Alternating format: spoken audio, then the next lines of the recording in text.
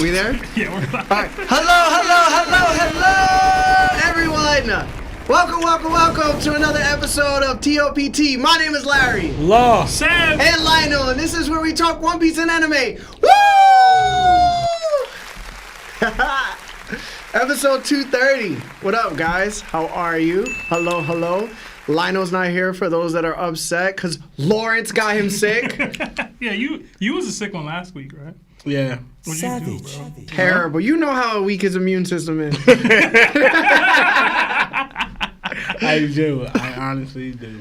Yo, you were missed though, bro. Yeah. We had a really good conversation last week. Yeah, right? I watched. Yeah, it was good, right? Yeah. You got a But lot, Greg. just want to say thank you to everybody that is joining us today and on Spotify and Apple Podcasts. We love you so much. Thank you to everybody that's on Facebook as well. Hello. And to anybody else that's listening on any other platform, just want to say thank you so much for tuning in with us. Episode 30, guys. It's One Piece break week, so that means we could literally talk about any other anime besides One Piece if you wish to. But if you do want to talk about One Piece, we're always more than welcome. But this is just like a little break from like the usual thing, you know what I'm saying?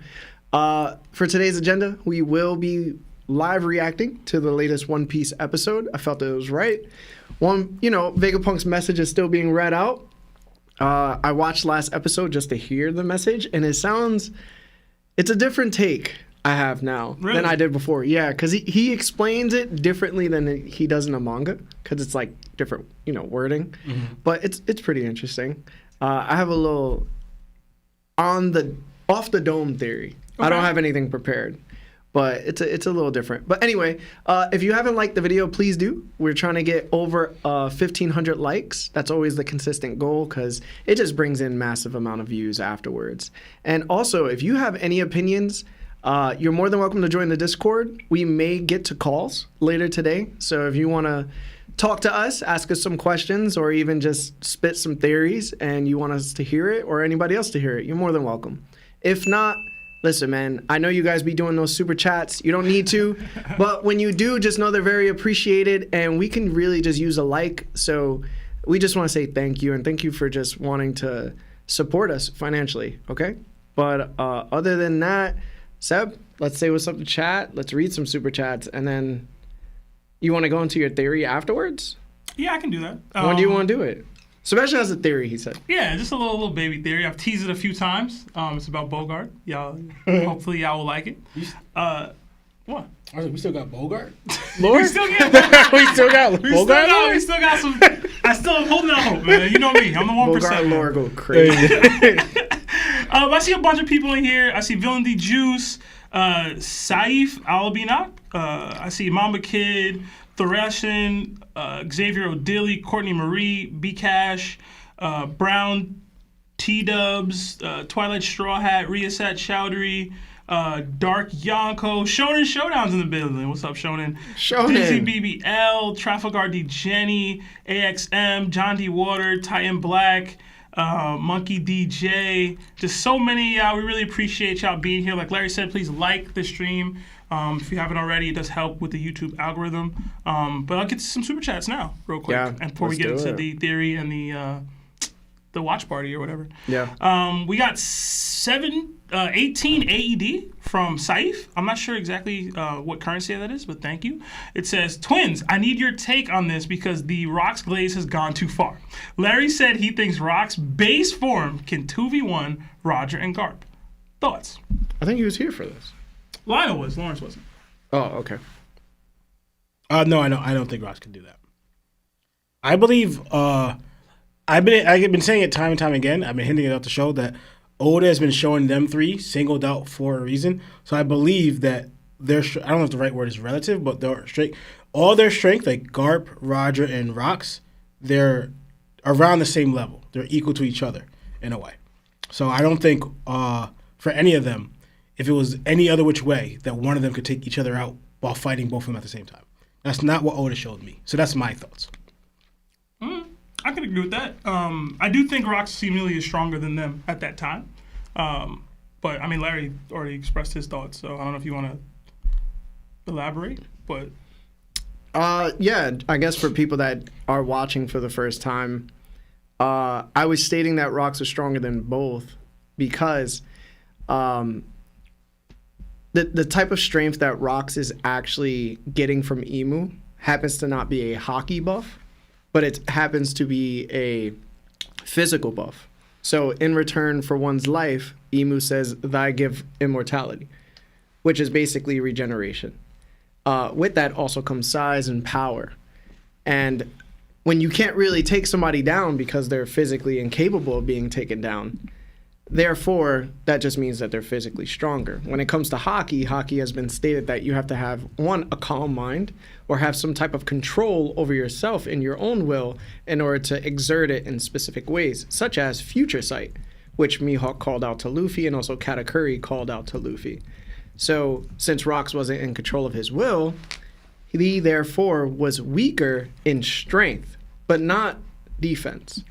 So, with that being said, since Rocks normally in his base form doesn't depend on defense like that because of his strength and hockey-based attacks are so strong that therefore, since he wasn't using it during Rocks and Roger, he wasn't using his full strength. Okay. That's what it was. All right. I'll put a poll up. Let us know you guys' thoughts in the chat and vote on that poll. I got another 20 months from at Nakama status from Mama Kid. It says the top 3 best rivalries in One Piece current rivalries. So It has to be Shanks and Mihawk. I think that's fair to say. Shanks and Mihawk. I'd actually put Shanks and Blackbeard over Shanks and Mihawk personally. I'd also put Luffy and Blackbeard over Shanks and Mihawk personally. But y'all know how I feel about that. As far as the third one, I do think Shanks and Mihawk can be there. I think there's other... We don't know much about it, but seemingly Dragon and Kaido have something going on. I can't give credit to that. There's nothing there. Yeah.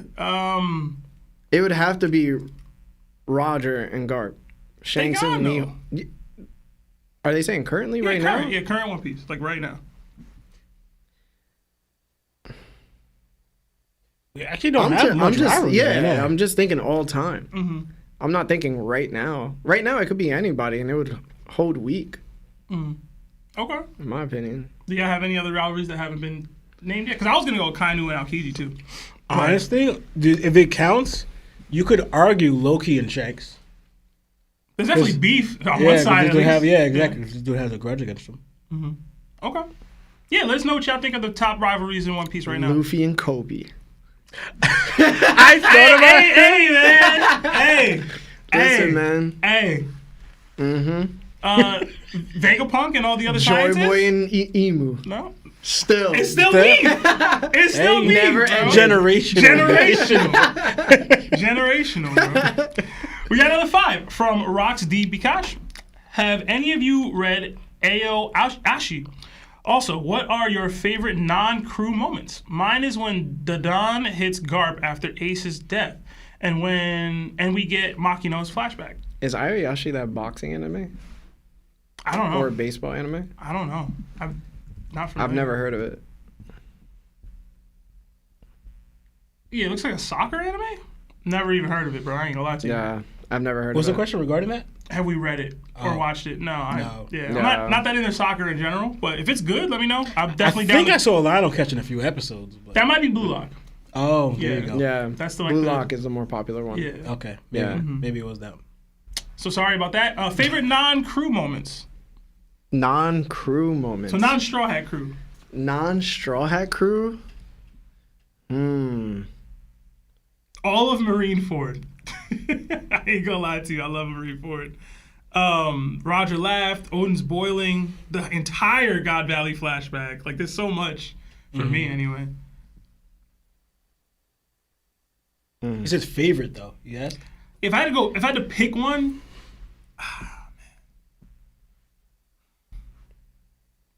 Dang, picking one is tough, bro. Yeah, there's so many. That's tough.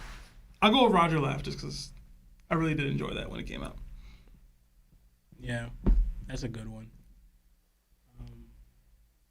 I'm not sure.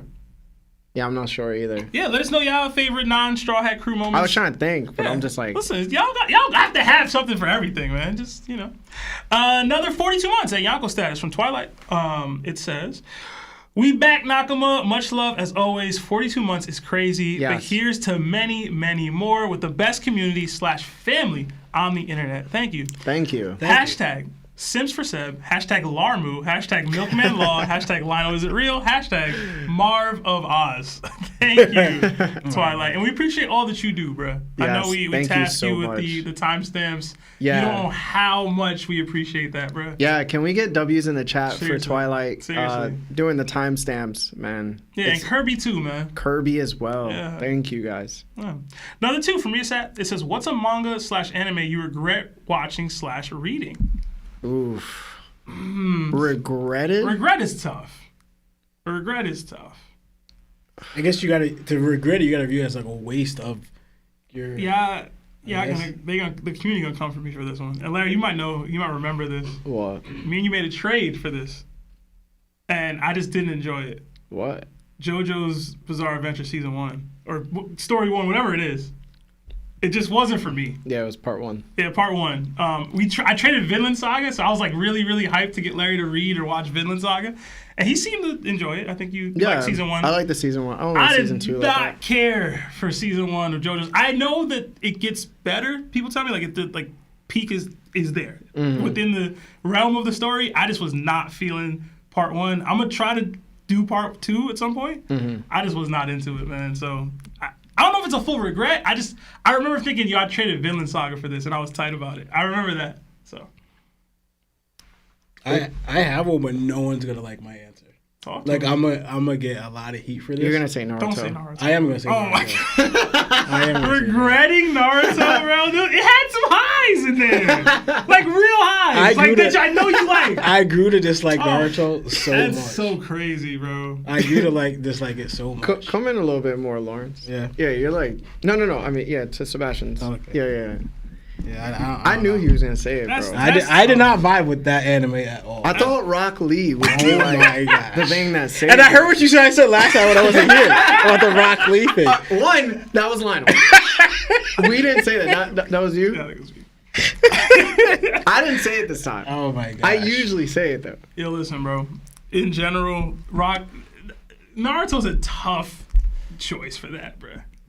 I ain't gonna lie, that hurt to hear. And I'm not a huge Naruto guy. I know that's tough. I know people love Naruto and they rock with it or whatever.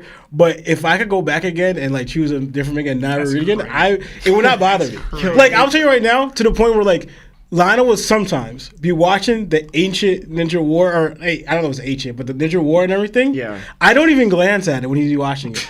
I don't stop. All the other things you watch, I'll stop and check it out. You don't even appreciate the original I don't Naruto? even care. When they were kids? I have no interest at all. Great. And this is something I grew up watching. I have no interest. I'd be like, oh, he's playing Naruto. That's my reaction. I'm like, why are he playing this?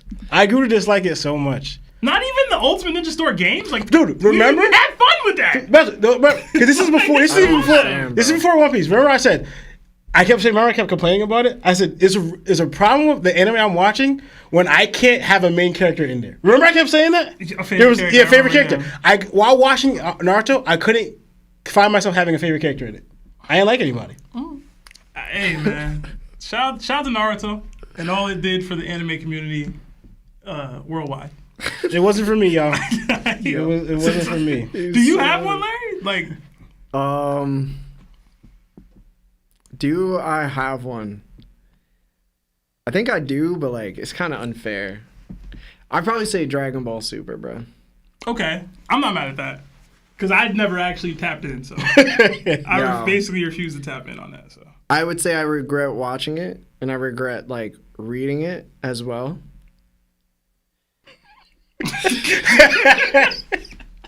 But that's not canon for real. I guess it is, but it's not. Yeah, everything's canon apparently, but I don't know. I just wasn't a big fan of it. Okay. I think the fights were really good. Okay. But I just think I hated Super Saiyan Blue. I like the little God form thing, but I rather than just went to Super Saiyan 4. And then I could say I regret watching Daima as well because Super Saiyan 4 Daima was whack. For when I saw Super, because I was trying to watch a little bit Like I'm not to like the tournament thing. I don't like what they did with Goku's character. I feel like they made Goku's character worse. Yeah. It's so funny. It's because it's like they made Goku worse, but they made Vegeta incredible. Yeah, they made him a lot better, but Goku It was worse. to that point where like Vegeta had so much character development throughout Z, and it led even further into Super, and then he never got the payoff, which was what everybody wanted in the community. They wanted Vegeta to beat the big bad of the series because he earned it. Yeah.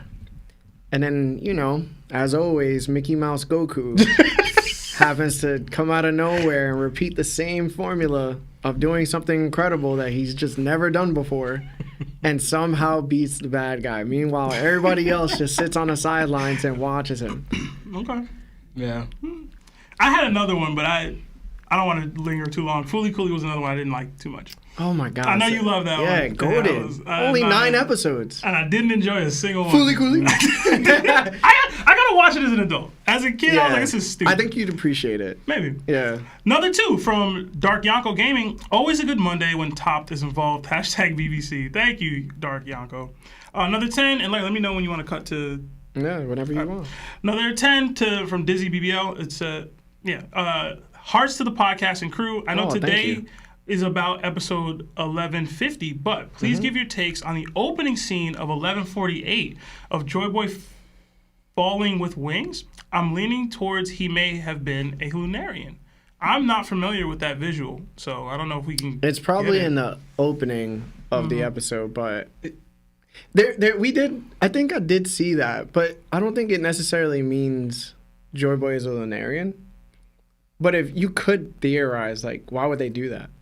So remember the one episode we watched and we did see the opening. So there's another opening now, separate from that there's one? a separate opening. Is it the now. opening or just the beginning of the episode? It's the opening. Okay. Falling with wings. Interesting. Okay. Maybe. I'm completely unfamiliar with that, so we'll have to check it out. Another 5, Australian for Takeem. It says, Super Chat goals. Larry talks trash about rocks and Seb redeems himself by talking about his favorite female character, Perona. Hashtag, hold on. Oh, man. I don't care for Perona at all. Although I did see a fire Perona cosplay like last week. And I don't think it's possible for me to like trash talk rocks. Rocks. I can feed you stuff, bro. I got you. It's gonna be It'll like, be Cap. It's gonna be like Lionel. Yeah, like when Lionel had to bash Odin. It's gonna be like no, that. Odin's different though. Odin's Odin is bashable, different. low-key. Yeah, Odin is There's bashable. bashable things about Odin. Rox has done nothing to bash him for. Rox is just like, yo, you couldn't get Harold under your banner, bro. You're too good a friend. Yeah. like, So selfish. you're so selfless. You saved your wife and kid, and now your ambition's gone. Like, like what do you? Should have trusted your crew. It's just like, bro, what? I really don't know what I could say. Damn, yo, you fell to Emu directly. It took Roger. It took Roger Edgar. Like, I don't know, man. We can work on it though. I guess. Yo, you Blackbeard's dad. That's That's really it. You Blackbeard's dad, biggest yo. blemish. Wait, there's gotta be a goal to reach for it. You though, right? lost, yo. You just start blaming them for things that just everybody goes through. Yeah, Kyo took your shit, man. Yeah, man. Like, I don't know. Couldn't get Elbath, man. That's tough, man. That's tough. Another Nakama joined the ship in Luffy the KOTP. I guess it's King of the Pirates. Welcome. Enjoy all the emojis that come with being a Nakama. Another 5 from Felwinter Peak. Even though he has his mom, do you think Blackbeard asked similar questions about his dad, like Ace did, but got the opposite answers? Possibly because he has his mom. He might have got opposite answers. Like Ace was kind of struggling because he didn't have either parent. And Garp seemingly was kind of mum's the word about Roger details. He didn't seem to break anything down to him. Yeah. He just kind of heard from the world and society and how the world viewed Roger as this all-time pirate or whatever, and the negative connotations that came with that. So Eris probably told Blackbeard a little bit more about, Rocks, and he was able to respect and want to be like him growing up, and that's why he has the same goals or similar goals, even if he goes about it in a different way. But I would say Oda does a lot of inverting. So it's very possible that because one of them grew up with their mom, able to explain things about their dad, they have a different outlook on what their dad was like. So I'm actually curious. You bringing that up made me think of, for example, we know how somehow, not that it's similar to him and Blackbeard, but how Rock just knew things, right? He knew about Emu. He knew about Davy Jones. He knew about a lot of stuff, right? About the Ancient Kingdom and stuff like that. So now I want to know how much he passed on to his wife. Because Blackbeard seems to know certain things, right? He knew to look for the Dark Truth for whatever reason, you know? So I wonder now, for example, comparing Ace and Blackbeard in that aspect, where you have Ace, where kind of the world knows about your father and they have this light view of him, where you're getting this downplay about him, right? So now in this one, it's like the opposite of like of Blackbeard is that it's kind of similar, but then the world also hid about your father. So your mother's probably telling you what she knows and telling you, you kind of have to uncover the truth about him because it's hidden, you know? Where it led to Blackbeard reading, finding out about the books and stuff like that.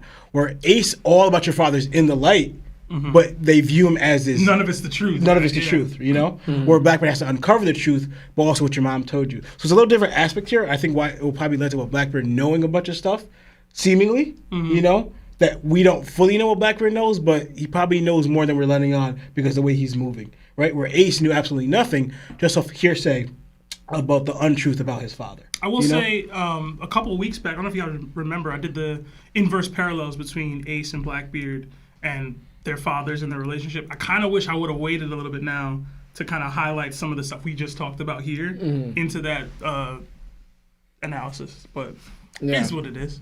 We got another 5 from Digital Kev.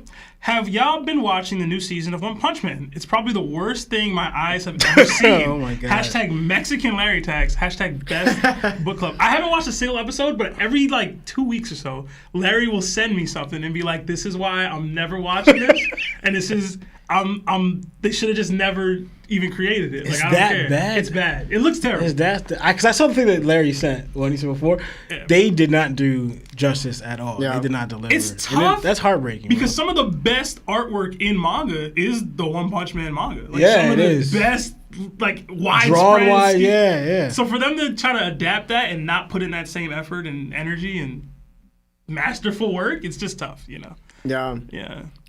It's like I said, man. Like, I know me and Lawrence love One Punch Man. You know what I'm saying? I still do. I just don't read it anymore after the Garou arc. I wanted a break. Chill out. I just I already knew. So I said it before a long time ago, before they started making it. I said Murata is so heavily talented in his art that if he doesn't approve of a chapter's work, he goes back and then redraws it to fit the standards which he expects of himself. And when he does it, it's even more incredible than it already was. So I said, in order for you to animate whatever the Garou arc is supposed to be, you're going to need a bigger budget.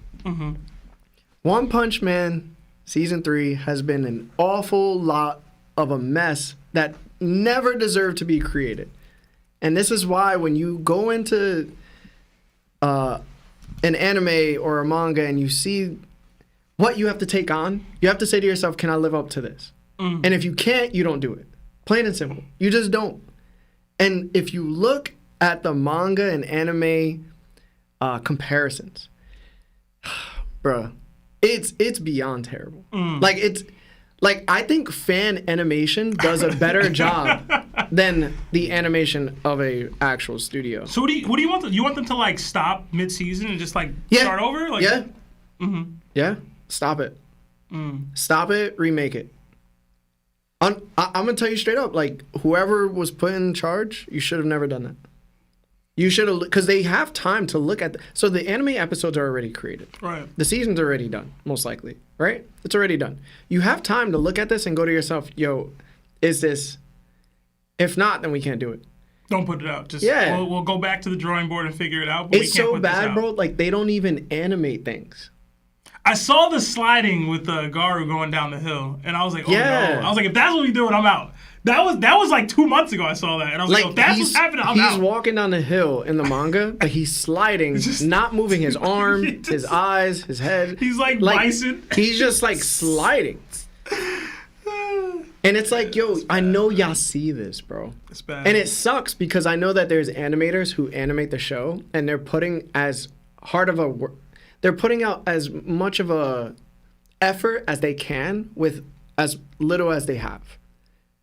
So I just feel like, yo, they getting mistreated too. Yeah. It's like, I'm putting in work, and this is what's happening on this end. So they get a job next time, and they go, yo, you worked on One Punch Man season 3? And they're like, yeah. Don't put that on your resume. And they're like, yo, you created this? And they're like, yeah. And I they're was like, a part of the team. which part did you create? And he was like, yo, a lot of it. And it's like, yeah, you're good. We can't have you. I wouldn't put it on my resume. But if you read One Punch Man, bro, I tell you not. It is one of the best mangas, like, drawing-wise ever. Like, there's so much detail, there's so much flow state, there's so much everything. There's just so much everything. It's incomparable to a lot of other series. Yeah. I've said the only ones I could compare to it is, like, when Oda's really in his bag. Like, you remember the first time we saw Oda bring up the Ryukyu Kingdom in Fisherman Island? That was phenomenal. And we were like, yo, what the hell? It's like that, but Oda doesn't always hit that. That's every single chapter. And if he doesn't, With like One I Punch said, if Man. he doesn't do it, he'll go back and do it over to be like, all right, now he did it. Yeah. So. And he'll make it cooler. Yeah. So it's like you do that, and then you have like Berserk's manga, which is incredible, but takes forever to come out because it took so much work to do that. And I forgot there was a third one that was really, really impressive. Gantz had his moments too. I ain't No, gonna lie. Gantz used a lot of But- 3D imaging though. Listen. Like even on 2D There was some- comics, I was like, yo, how is this working? There was some It just stuff. looks off. It was greatness, man. Yeah, but there was a lot to tell. I'm just disappointed. I'm disappointed as hell, bro. Like, Garu don't deserve this. He's literally my rocks in that show, bro. He the rocks before rocks. Larry, I remember when Larry was like, Garu my favorite anime character of all time. I was like, he supplanted Vegeta. He was like, yeah. Yeah. And I was like, what? I'm Couldn't never gonna believe it. forget when Larry first started reading One Punch Man because I found it early on. Yeah. And I knew for a fact that Gar was gonna be his dude. Oh. And at the time, so because his boy was Genos at the time, and I was just like, okay, your favorite character is Genos. I go, so what do you think about Garu? And he's like, he's cool. Because it was the beginning stage of Garu. You haven't seen what it is. I go, all right. I'm not gonna say anything, but I knew. I was like, wait till he sees Garu work. I love how we know Larry so well that we can pit like this happened with One Piece and Ace. Like we Yeah. knew it from yeah, this is gonna be Yeah. Larry's favorite character. It's just funny though. I just like never back down characters, bro. And I really like, yo. And the thing is with Garu, he faces insurmountable odds and just somehow gets stronger and then overcomes. But you can, like, it's on borderline of being BS and also borderline of just saying, like, yo, this dude is straight gangster. Yeah. So it's like, I get it. Like, if there's no plot, he probably doesn't win a lot of those. But then again, I could argue, like, his will is so strong that he doesn't allow himself to lose. Yo, so Garu over K for real? Like I have a top 5. okay. So, 'Cause- in order, it's gonna sound crazy, but in order, it's Garu, number 1. Okay. I have I have K from Gantz at number Okay. 2. Okay. I have Yusuke, Yu Yu Hakusho, number 3. I have Vegeta 4, and then I have All Might 5. All Might. Okay. I love All Might. Really? Yeah. Okay. Okay. When All Might stopped being in a show, like him being All Might, Yeah. I was like, bro, I don't want to watch this anymore. Yo, I'm so serious. All Might over Takamura? Takamura, yeah. Yeah. Okay. I like Takamura. I love Takamura. I know you love Takamura. Yeah, I love Takamura. I know your guy. But I think All Might happens to be... He's the symbol of peace, bro. Yeah. Like, there's nobody really like him in the show, and everybody tries to be like him. Yeah. And the That's thing valid. is, he's fought All for One twice and didn't pass away. He was the only other person that didn't pass away. And then after he lost his stuff, he then fights him again for the third time. Yeah. And still doesn't pass away and does enough damage in order for them to like take All for One down. And the thing is, I loved All Might because his main objective was to always show you that as long as he's around, everything's gonna be all right. And he did it with a smile. And it's like, yo, even like Midoriya right now fighting Shigaraki, they're about to end the whole fight. Even then, Midoriya's own people don't feel the confidence in him that they would feel in All Might because they think the threat he's facing is too much. But if All Might was facing him, they would have no problem in believing in him. Okay. I had a couple more questions, but I don't want to linger too hard on this one, just about because I know animes that you've loved like dearly. Say them. And I forget the dude's name. The guy from Devilman Crybaby. No. No. Okay. I just like the story aspect of good and evil. Yeah. No Rocks? Or was it too early? You know what I'm saying? I'm just. I gotta see what happens after this chapter comes through. Okay. Because I was waiting for my full analysis, but I don't think I have Rocks over any of them. He I doesn't think have as much time. Yeah, it would be unfair. So. Okay. It'd be super unfair. All right. I was gonna bring up your boy Sasuke just because of the years of conversation that we used to have, but you know, maybe people fall off from. You know what I mean? I know that was your guy though. That was your guy. Yeah. For a long time, so I was like, no Sasuke. You know what it is? I always liked Madara more than Sasuke. I kind of understand that. You know what I'm saying? Like, that's my rock I think, in that show. Yeah, I can't understand. 'Cause I think he likes Sasuke, but when he saw Madara, he was like, oh, I work. that's who mostly thinks. Yeah, I was like, I know he go hard. Bro stood in front of the whole alliance and said, yo, it's time to dance. Yo, that was one of the hardest things ever. But I think I like Hashirama and Madara at the same time. Yeah. Do you want me to put Susanoo's on all the... or nah? He said, yo, y'all jumping me? All right, it's time to jump y'all. Y'all want one Susanoo or 5? Straight gangster. You know what's really gangster, though? I didn't ever really give Madara credit because he was in Edo Tensei form, so they have infinite chakra, and they basically have Domi Reversi, right? So I didn't give him much credit. I was like, all right, whatever, he could do whatever. When he wanted to come back to life, just so he could feel the blood rushing through his veins and so he could be hurt. And then he kicked all of the tailed beasts in the face and said, yo, now y'all under my control, and took them after purposely getting hit. Purposely. While blind. He did all of this. He had no eyes. And the tail beast was like, nah, we shouldn't fight him. One man. I was like, bro, this is one of the hardest dudes ever. And then he was talking about Hashirama in this great form. Like, he was hyping him up. Like, he used to heal his wounds without leaving a sign. Yo, it just made you love both of those characters. Yeah. And I think that they're way better characters than Naruto and Sasuke. Low key. Oh, yeah, 100%. Yeah. See, if Naruto started off with, like, them two dudes and not Naruto and Sasuke, it might be a different... I might have different thoughts. But who we got? You know what I'm saying? We got the Naruto and Sasuke. All right. But I think K is just different. Folks don't know about K, man. They See, don't know. You know what it is? I would love to put Yusuke at number 2 because I truly love Yusuke. He's the only main character I really like. I was going to say, he's the only one that was yeah, the main character. Well, like, K's the main character. So. Yeah, that's true. Yeah. Yeah, but K different. Yeah, I guess. K's different. He's not, no, I guess. He's the main character. Is he the only because he's the only main character that was a dog? He's the main character, bro. Because he was a dog? He bagged the baddest baddie. Right? Even though that's his clone. But still. But I just loved how he was... Yo, bro, he went up against all odds, bro. Yeah. I've never seen a character go up against all odds like that. Bro, I don't want to spoil, so I won't, but... I would want to put Ace in my top 5, but I just can't, bro. I can't, bro. He was just way too weak, bro. He was way too weak. He was way too young. Scaling in your top 5, bro? He's not too young. That's I mean, no, that's part of it. Yeah, that's it's not my favorite characters. It's not about strength the is part of their character. Strength is part of the charisma, bro. I guess. Yeah, man. strength is definitely part of the charisma. It definitely is part of the charisma. Because, like, I got, like...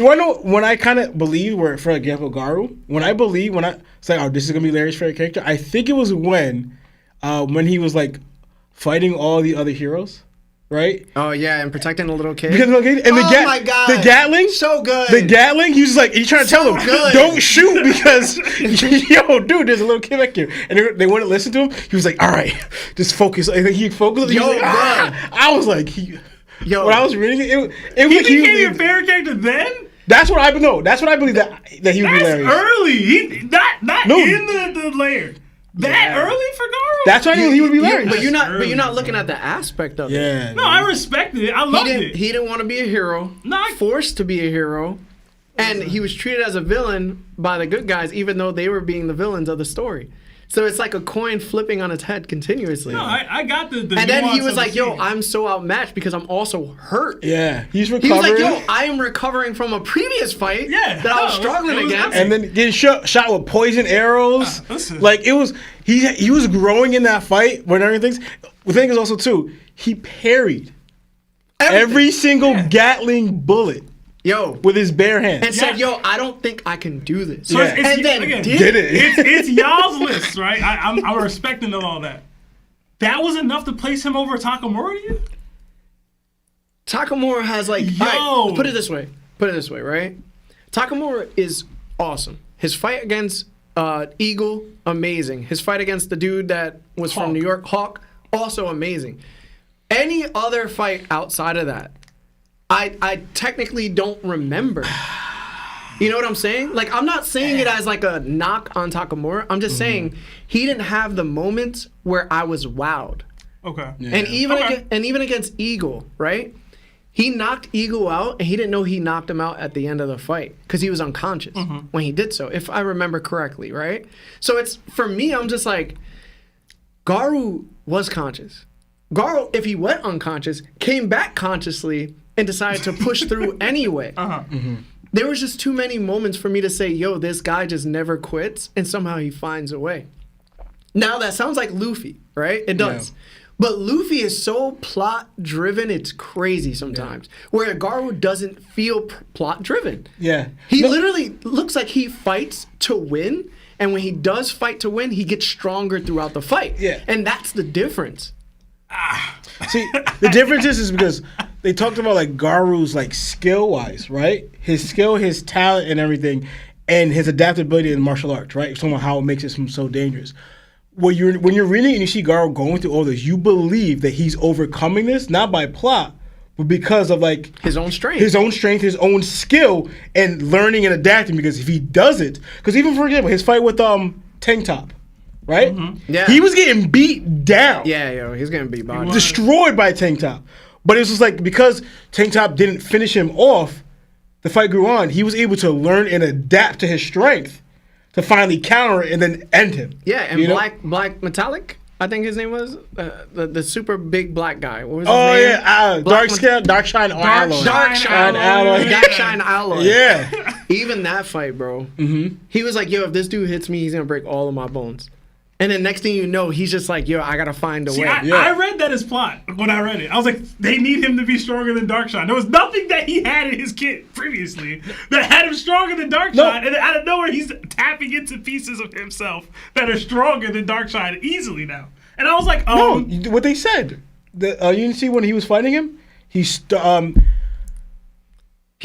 him too, bro. The whole part with the limiter. Yeah. That was my issue. He sparked the hell out of him. Yeah, I was like, yo, he went from he can't compete with Darkshine to outclassing him in like one chapter, it felt like. And I was like, how did we get here? Maybe I was reading it too fast. But I was like, yo, how did I go from, yo, I can't even touch dude for real, to he's not on my level? In like a chapter. That happened. But no. I was gonna say, but the thing is, it's not just Garou's even the only one like that. Garou's more at an exceeding rate where it happens to, because like remember we talked about him versus Metal Bat. Yeah. Metal Bat was doing that to Garou. Yeah. Where Metal Bat was getting beat down by Garou. His growth rate is insane. Yeah. Metal Bat was kind of. Huh? It was kind of. They were even. No. Metal Bat was kind of BS. He was like, yo, punch me harder. I get stronger through that. That's it. Fighting spirit. Hey, man. I was going to say, there was a character, but I forgot. Oh, damn. Never mind.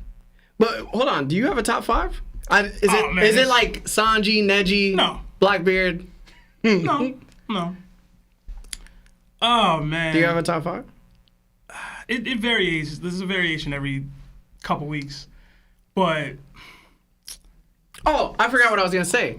Garu is like Itagaki. You remember how Itagaki would be like, focus, and he just starts doing things. He was like, yo, how did you just start doing that? Garu does that. Yeah. Yeah, he does. And also that fight, they were talking about like Garu tapping into like almost like the little bit of breaking his limiter. So like, you know what Saitama did? Mm-hmm. That's why he's so strong, because he destroyed his limiter. So in that fight with Darkshine, they're hinting that Garu's tapping into that level where if he completely shatters his limiter, he's gonna be another Saitama. But he was just there, like approaching that status. I like low key Sendo more than I like Takamura. Really? Okay. Low key. All right. Sendo could be a monster if he had better coaching. Yeah. Like for real. It is ridiculous. A lot of Evo characters would be better if they had better coaching. Like he would be better than Ippo if he just got the coaching that Ippo got. Like it wouldn't even be close. Because although maybe not now. He need a good woman on his side. That's what he needs. That's why Ippo be doing what he be doing sometimes. He got a good woman. Mm-hmm. And he got a big one. Okay. You know what I'm saying? Like Takamura be saying. He's very meaty. All right, bro. We got another 5 from Jada Rude. It says, I did TikTok with my Milkman merch hat on. That's doing pretty good. Hashtag hockey chucker, hashtag throaty pasta. Larry looks like he finna spit a verse again with the laughing emoji. Larry actually screenshot us a image of that TikTok that you're talking about, Jada Rude. And Laura Tamala thought it was hilarious. I thought it was hilarious as well. Yeah, it was funny. So, yeah, it was good times. Another 20. Well, get your Milkman Law merch in the link, a description of this video. You know what I'm saying? So yeah, we have the next one coming out soon. I bet. Yeah. Another 20. CHF. I don't know what that is, but thank you from Tobias. It says, wish y'all a super fun stream. Guys, thank you. Too late for me to stay, but perfect background noise for my beauty sleep. Love y'all. The heart emoji. Hashtag throw. We should just like yell really loud. Nah, man. Let it rock. Yo, is Neji in your top 5 though? No. No, I love Neji. He's not top 5. Up, not top 5. Not top 5. That's messed up. I love Neji. Neji's a good character, yo. He's not top 5, bro.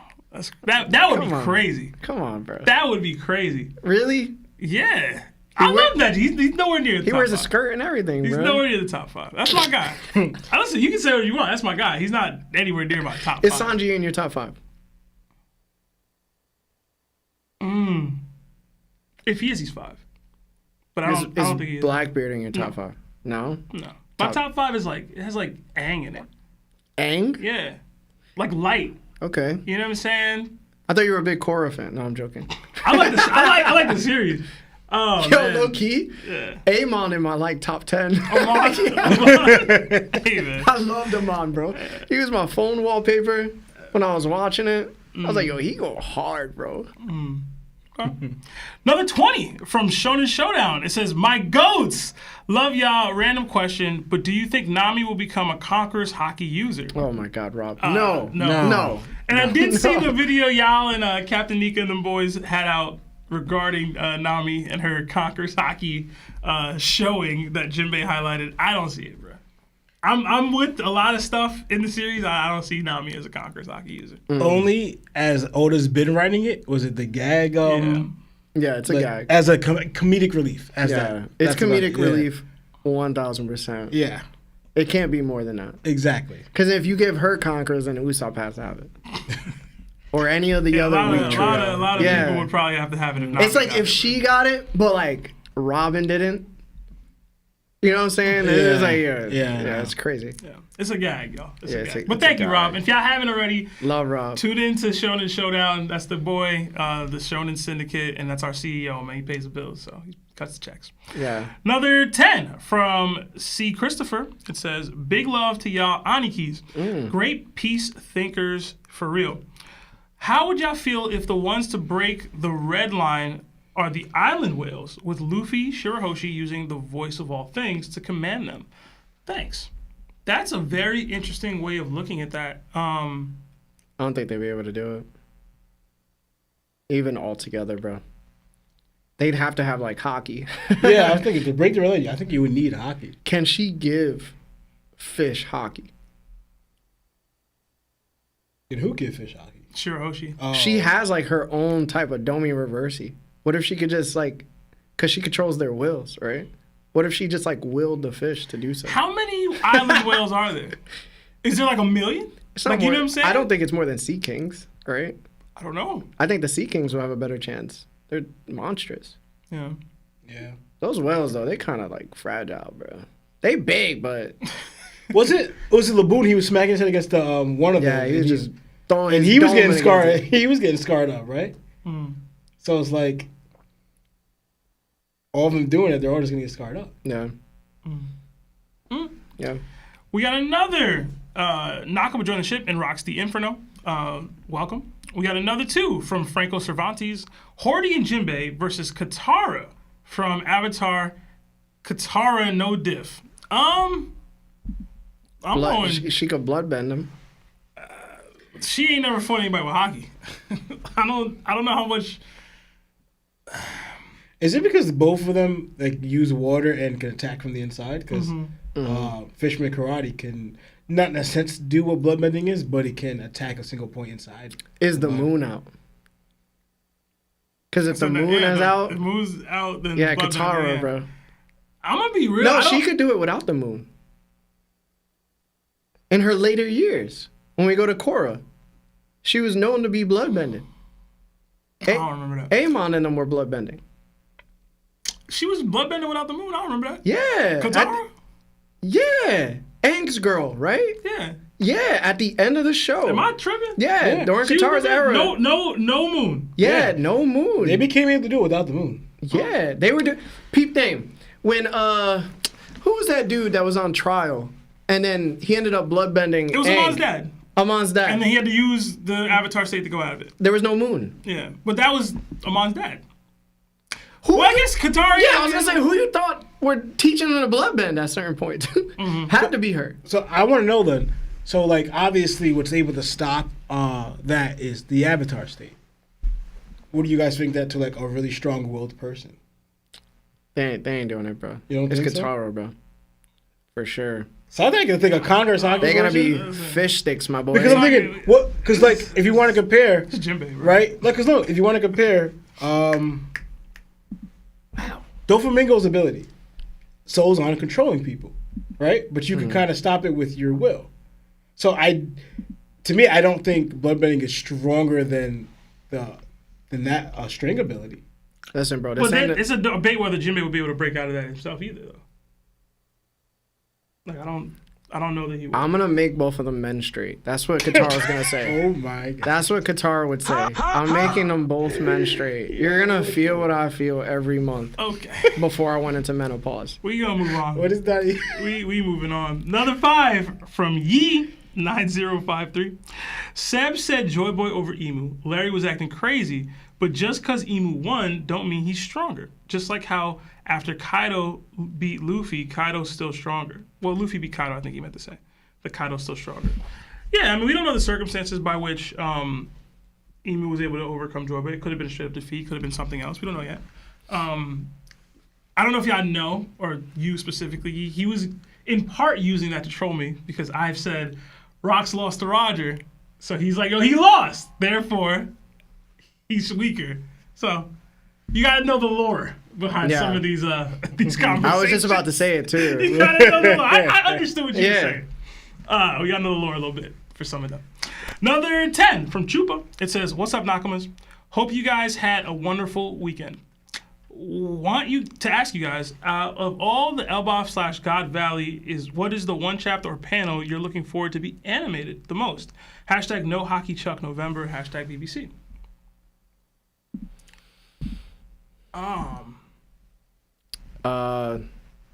Everybody punching Emu. I think that's gonna be phenomenal. I was gonna say the mural, but I don't know that it's the mural. The mural's gonna be crazy. I just don't know how it'll look animated. You know what I mean? You Like, know, how would it look? It would pan and- no. What they're gonna do is they're gonna go close-ups, like on the corners, and then close up here and then here, and then they're gonna shade all of it this way, and then they're gonna finally give you the full scope of it. So it's gonna take mad long to just even look at the whole thing. I know we've talked about before Loki climbing the mountain. Luffy climbing on top of Gerd. Or like Gabon's girl. That's what I thought you were going to say. Gabon's girl for sure Ripley. too. Yeah, we gotta see some Ripley action. Do you have one, Lo?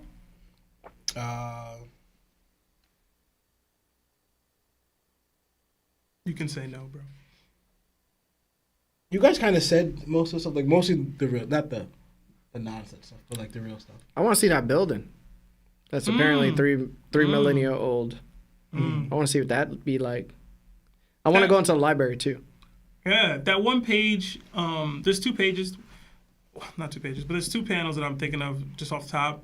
When they had all the nightmares popping up, I thought that looked really cool. I know it's not like super epic. Like It's gonna that. look bad. You think it'll look bad? I think it'll look bad. I think it'll look dope, man. I think it'll look dope. It's gonna take us forever to get there. Yeah, and then when they had all the main Rocks pirates that weren't Rocks together fighting before Garp showed up, I really want to see that. I'm gonna be fangirling over that one. I ain't gonna lie. Rock's debut. I want to see Ken with the anime God Valley, honestly. Yeah, it's probably got Valley. Critical mass. You know what I'm saying? Critical mass gonna look crazy. Oh. Yeah. Another 2 from DJ. It says Zoro is still in training. I mean, yeah, until he beats Mihawk, he's always gonna be training, man. Probably even after that. Another 5 from The Hunt. It says, yeah, Seb, been waiting on this Bogard theory. # second greatest swordsman. I guess I can get to it now. I've been like postponing it for a while here. Yeah. I'll get to it now. Second greatest swordsman is great. Yeah, I don't. It's a nice little Bogard theory. It's nothing too crazy. I hope you guys are interested. Basically, this came about after just reviewing some of the facts or some of the conversation around some characters and their personality types. So, ready? Yeah, let's get to it. All right. What if I told you Garp's right-hand man, that silent swordsman beside him named Bogard, is actually the founder of SWORD, the Marines' secret Black Ops division, and that his entire character hides a clue straight from Hollywood history. In One Piece, Oda tends to base the top Marines on legendary movie actors. Aokiji on Yusaku Matsuda, Kizaru on Kunie Tanaka, Akainu on Bunta Sugawara, and Fujitora on Shintaro Katsu. All of these men have shaped the Marines and made a major impact on the world of One Piece as a whole. And Bogard? He is inspired by Humphrey Bogart, the classic film icon from Casablanca and the Maltese Falcon. Bogart's roles were always the same. Cynical idealists who rejected corrupted systems but still fought for what's right. I believe that's exactly who our Bogard is. A Marine who follows conscience over command. At God Valley, Bogart fought besides Garp when the Rocks pirates fell. He saw the truth. Civilians wiped out, Marines forced to protect celestial dragons, and the world government erasing everything afterward. That moment shattered his faith in the system. After it, Bogart decided to act. In the shadows, he began recruiting Marines who thought like Garp, ones who ignored orders that betrayed justice. Bogart built a secret task force, Marines who resigned on paper but still operated freely. They could defy orders, infiltrate Yonko crews, and take on impossible missions.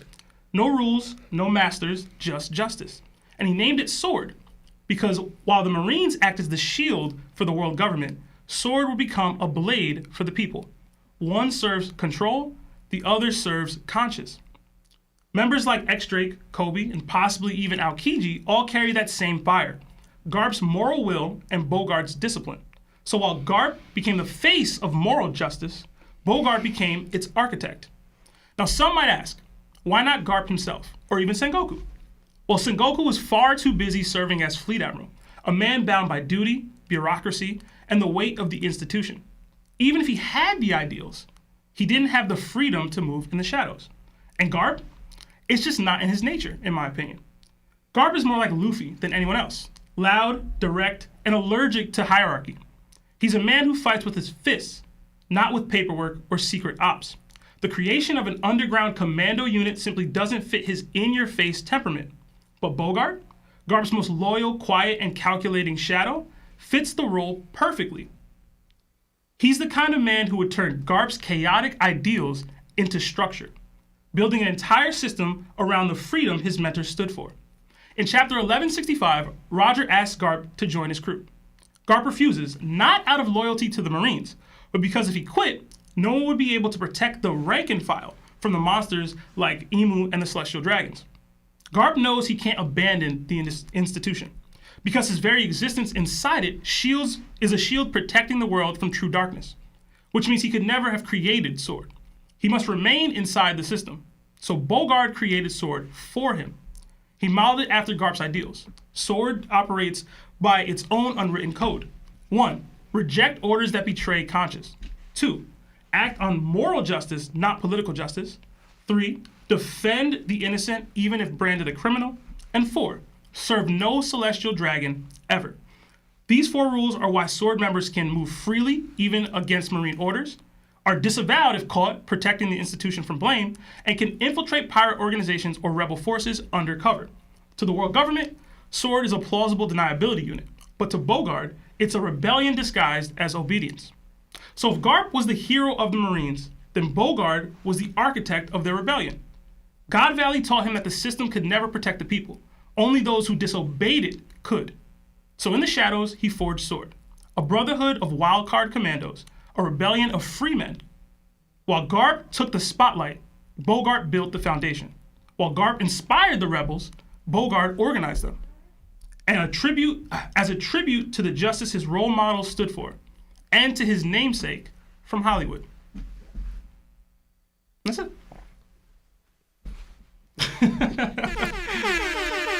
What y'all think about that, man? A lot of Bogard gas without a lot of context, a lot of lore information about the man. But shout out to Bogard. Yeah, man. He need to do something, right? Bogard top 5? And not M? Shout out to my boy Bogard. Hey, man. Let me know what y'all think in the chat, if the Bogard theory will come true or if it's dope. I don't know. I feel like he's got to play some role at some point.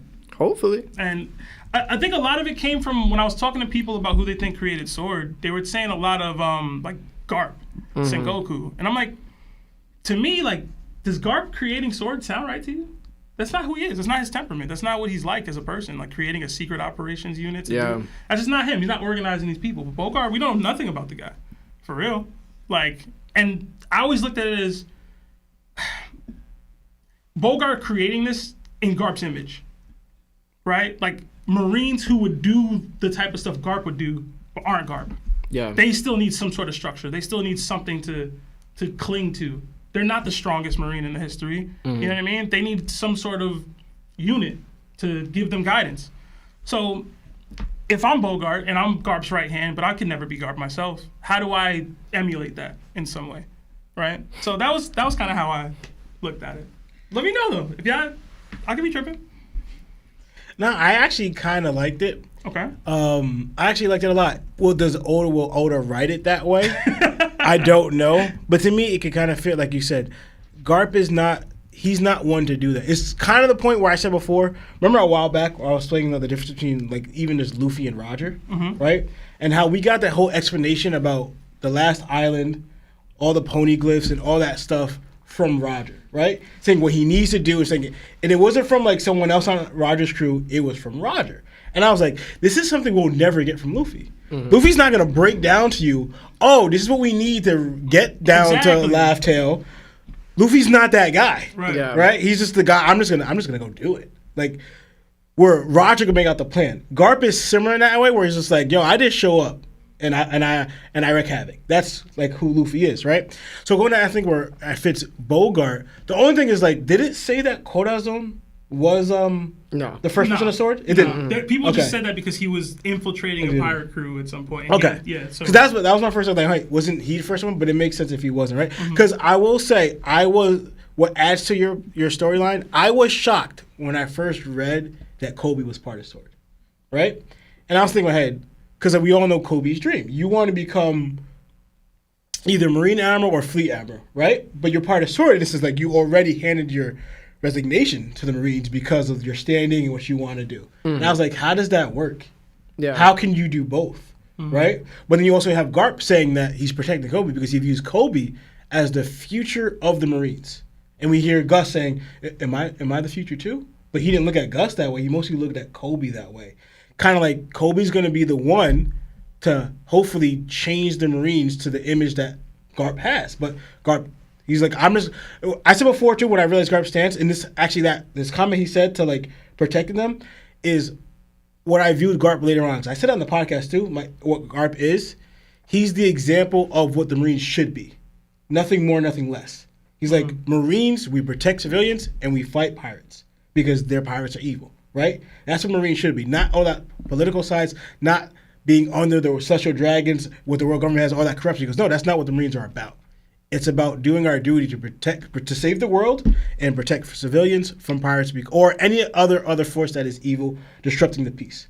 Garp's supposed to be that symbol, that example in that way, where all the Marines kind of like they kind of want to align with the world government because higher authority or whatever they believe that's the world power. But Garp's like, nah, like he's very open about how he views about that even pirates like Rox and Roger and everyone and Harold could see, and other people could see Garp stand against them, you know? So going back to Kobe, that he chose Sword, where Kobe sounds like he was similar, because what we know of Kobe, he would not align himself with the world government at all with how they do things. Because same reason why Garp is a Marine, we saw Kobe share that same element. I want to protect civilians.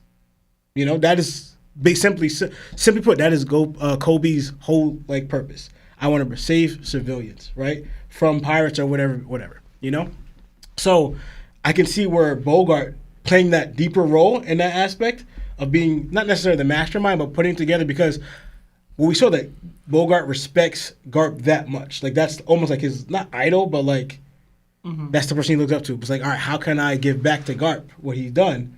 And he probably shares. If you're with Garp this way, you share your sentiment what the Marines should be. So how do you shape the Marines to what they should be, even though they're under this ruling power that's corrupting the Marines, right? You develop your own fraction, so to speak, by not taking them out of the Marines, but solely gaining people that have that same focus, you know? So I can see where that's the purpose of Sword, you know? Yeah. Thanks, Lo. I just need more from Bogart to make that make sense. I'm gonna be honest, bro. I'm gonna sit here and be like, yo, it was well done. But is there seasoning on it? Nah. Did it come with mash and broccoli? Nah. Did it come with a drink? Listen. Kinda. But was it cooked good? Yeah, it was really good. It was done very well in the kitchen. I could admit. Steak with no seasoning. For me, it's like, yo, Bogart on God Valley. Bogart really not on God Valley. Bogart was drawn to be on God Valley. Official comes out in volume. He ain't on God Valley. He's shown to be walking with Garp. You know what I'm saying? But he ain't really saying nothing. Throughout the series, his greatest accomplishment has literally been training Helmeppo and Kobe. Sword members, by the way. Sword members. Cool. Sword members. But other than that, the boy has just been non-existent. When it comes to people that hold factions who oppose so heavily to the main story and the main cause, they're going to be called out. I feel like Koza and his rebellion against Alabasta got more play or more substance than somebody like Bogart does with Sword. And if Sword does include Akainu because of his tattoo during that one cover story, then you could be like, yo, Bogart above him? Like Bogart created Sword and he was a part of it? You know what I'm saying? The thing is, like, it sounds good. It does sound good. I'm not going to sit here and tell you it don't sound good. Okay. I just think that it just lacks the ingredients. Okay. Within the show itself. So I'm not hating on it. I congratulate it, but I need Bogart now to do his thing. He got to live up to it. Yeah. He got to earn it. He has to have some. I think sometimes when I look at the story, and I only look at this through narration, and this is where I look through narration-wise, how important you are to the story with what you're doing? And does that correlate to what's happening now and to others? And if it doesn't, Therefore, you're going to get pushed to the side to a lesser degree, more so than the others that deserve this highlight. And I just feel like he don't deserve that highlight, dog. I'm sorry, he don't. Yeah, you made him sound cool. Listen, he looked cool. He looked cool. He got the admiral naming like nomenclature. Like, put it this way. He got that. Let me ask you this question, right? Rayleigh, Gabon. They left the Roger Pirates in order to go back to Roger, who's fighting rocks. Do you honestly believe in your whole heart that Bogard is going to go save Garp? Maybe. Shit, somebody gotta go get him. I'm asking somebody you. Somebody gotta go get him. Do you think it's definitive? Definitive is crazy. Anything definitive with Bogard is tough. But if anyone's gonna go back, what's the likelihood? It's like over 30%. Yo, because the thing is, so 30. I thought you were gonna say 60 or 80. Nah, you said 30. I wasn't gonna go 50, but my reasoning for this is, how do I say this? If Roger is getting Rayleigh and Gabon to come back for him, right? Yeah. Somebody on the Marines is supposed to be coming back for Garp too, because they both survived this and they both exit out of whatever situation. And based off of 1165, it was basically stated we're not going to be able to move after this. Yeah. So somebody's coming back for Garp, whether it's Dragon or Bogard or some other random insert Marine. Could be Sengoku pulling up. I don't know. Yeah. But Suru, who knows? But Bogard is there.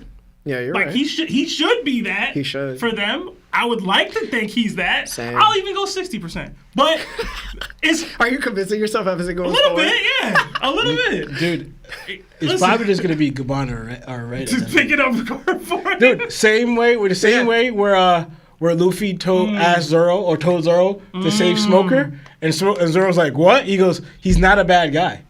Like, yeah. It's gonna be similar to that, but like where I actually might like that. Roger's gonna be like, "Yo, Gabon, all right, oh, man. Save Garp." It's like Garp. Roger gonna have his Goku moment. Don't kill him, Krillin. Don't kill Vegeta. We need to show him we're better.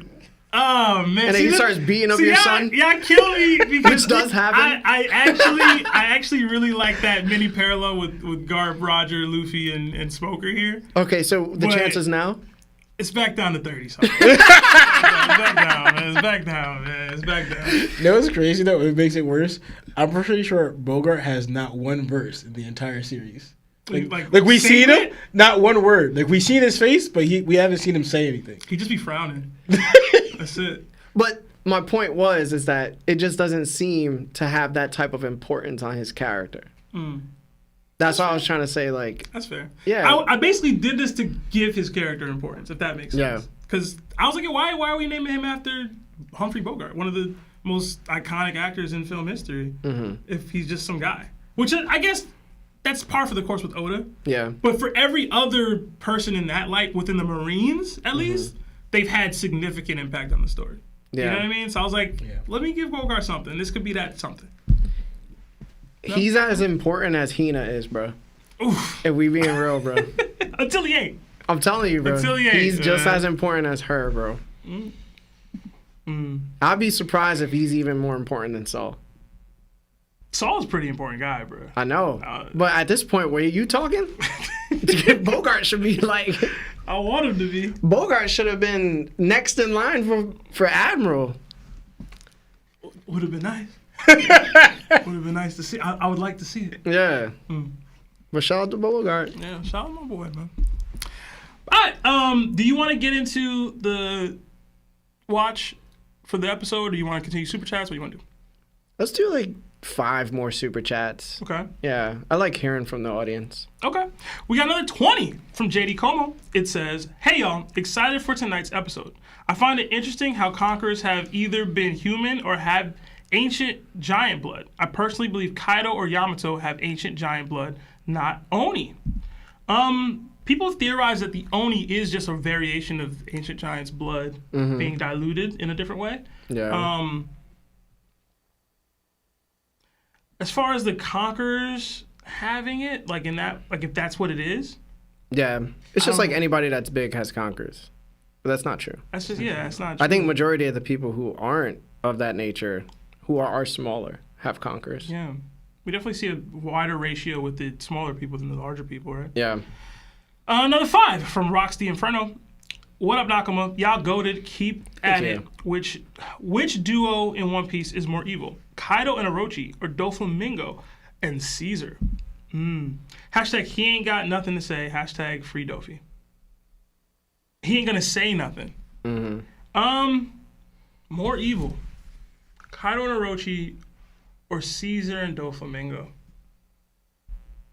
Doflamingo and Caesar for me. Okay. And I don't think it might be close. Okay. I basically agree with you. Would you like to elaborate?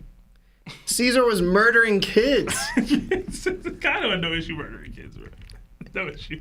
No. See, Kaido was in place and murdering kids through other means, like slavery, dad's not being at home, lack of food. Casually through slavery. All those things, right? Like, there's a lot of absentee, parents at home, so kids eventually fell to ruin.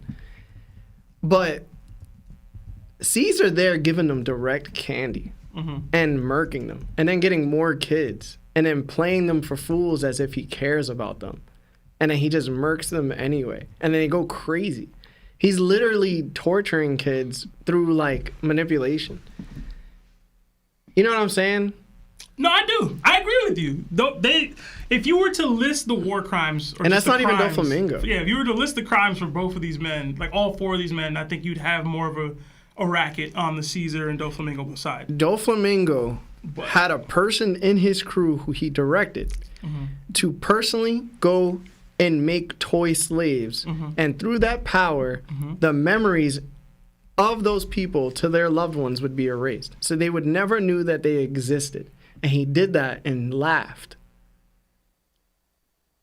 That's more... Yo. And the thing is, too, a lot of what Caesar and Doflamingo were doing were in conjunction of each other because Doflamingo was ordering him to do such things, right?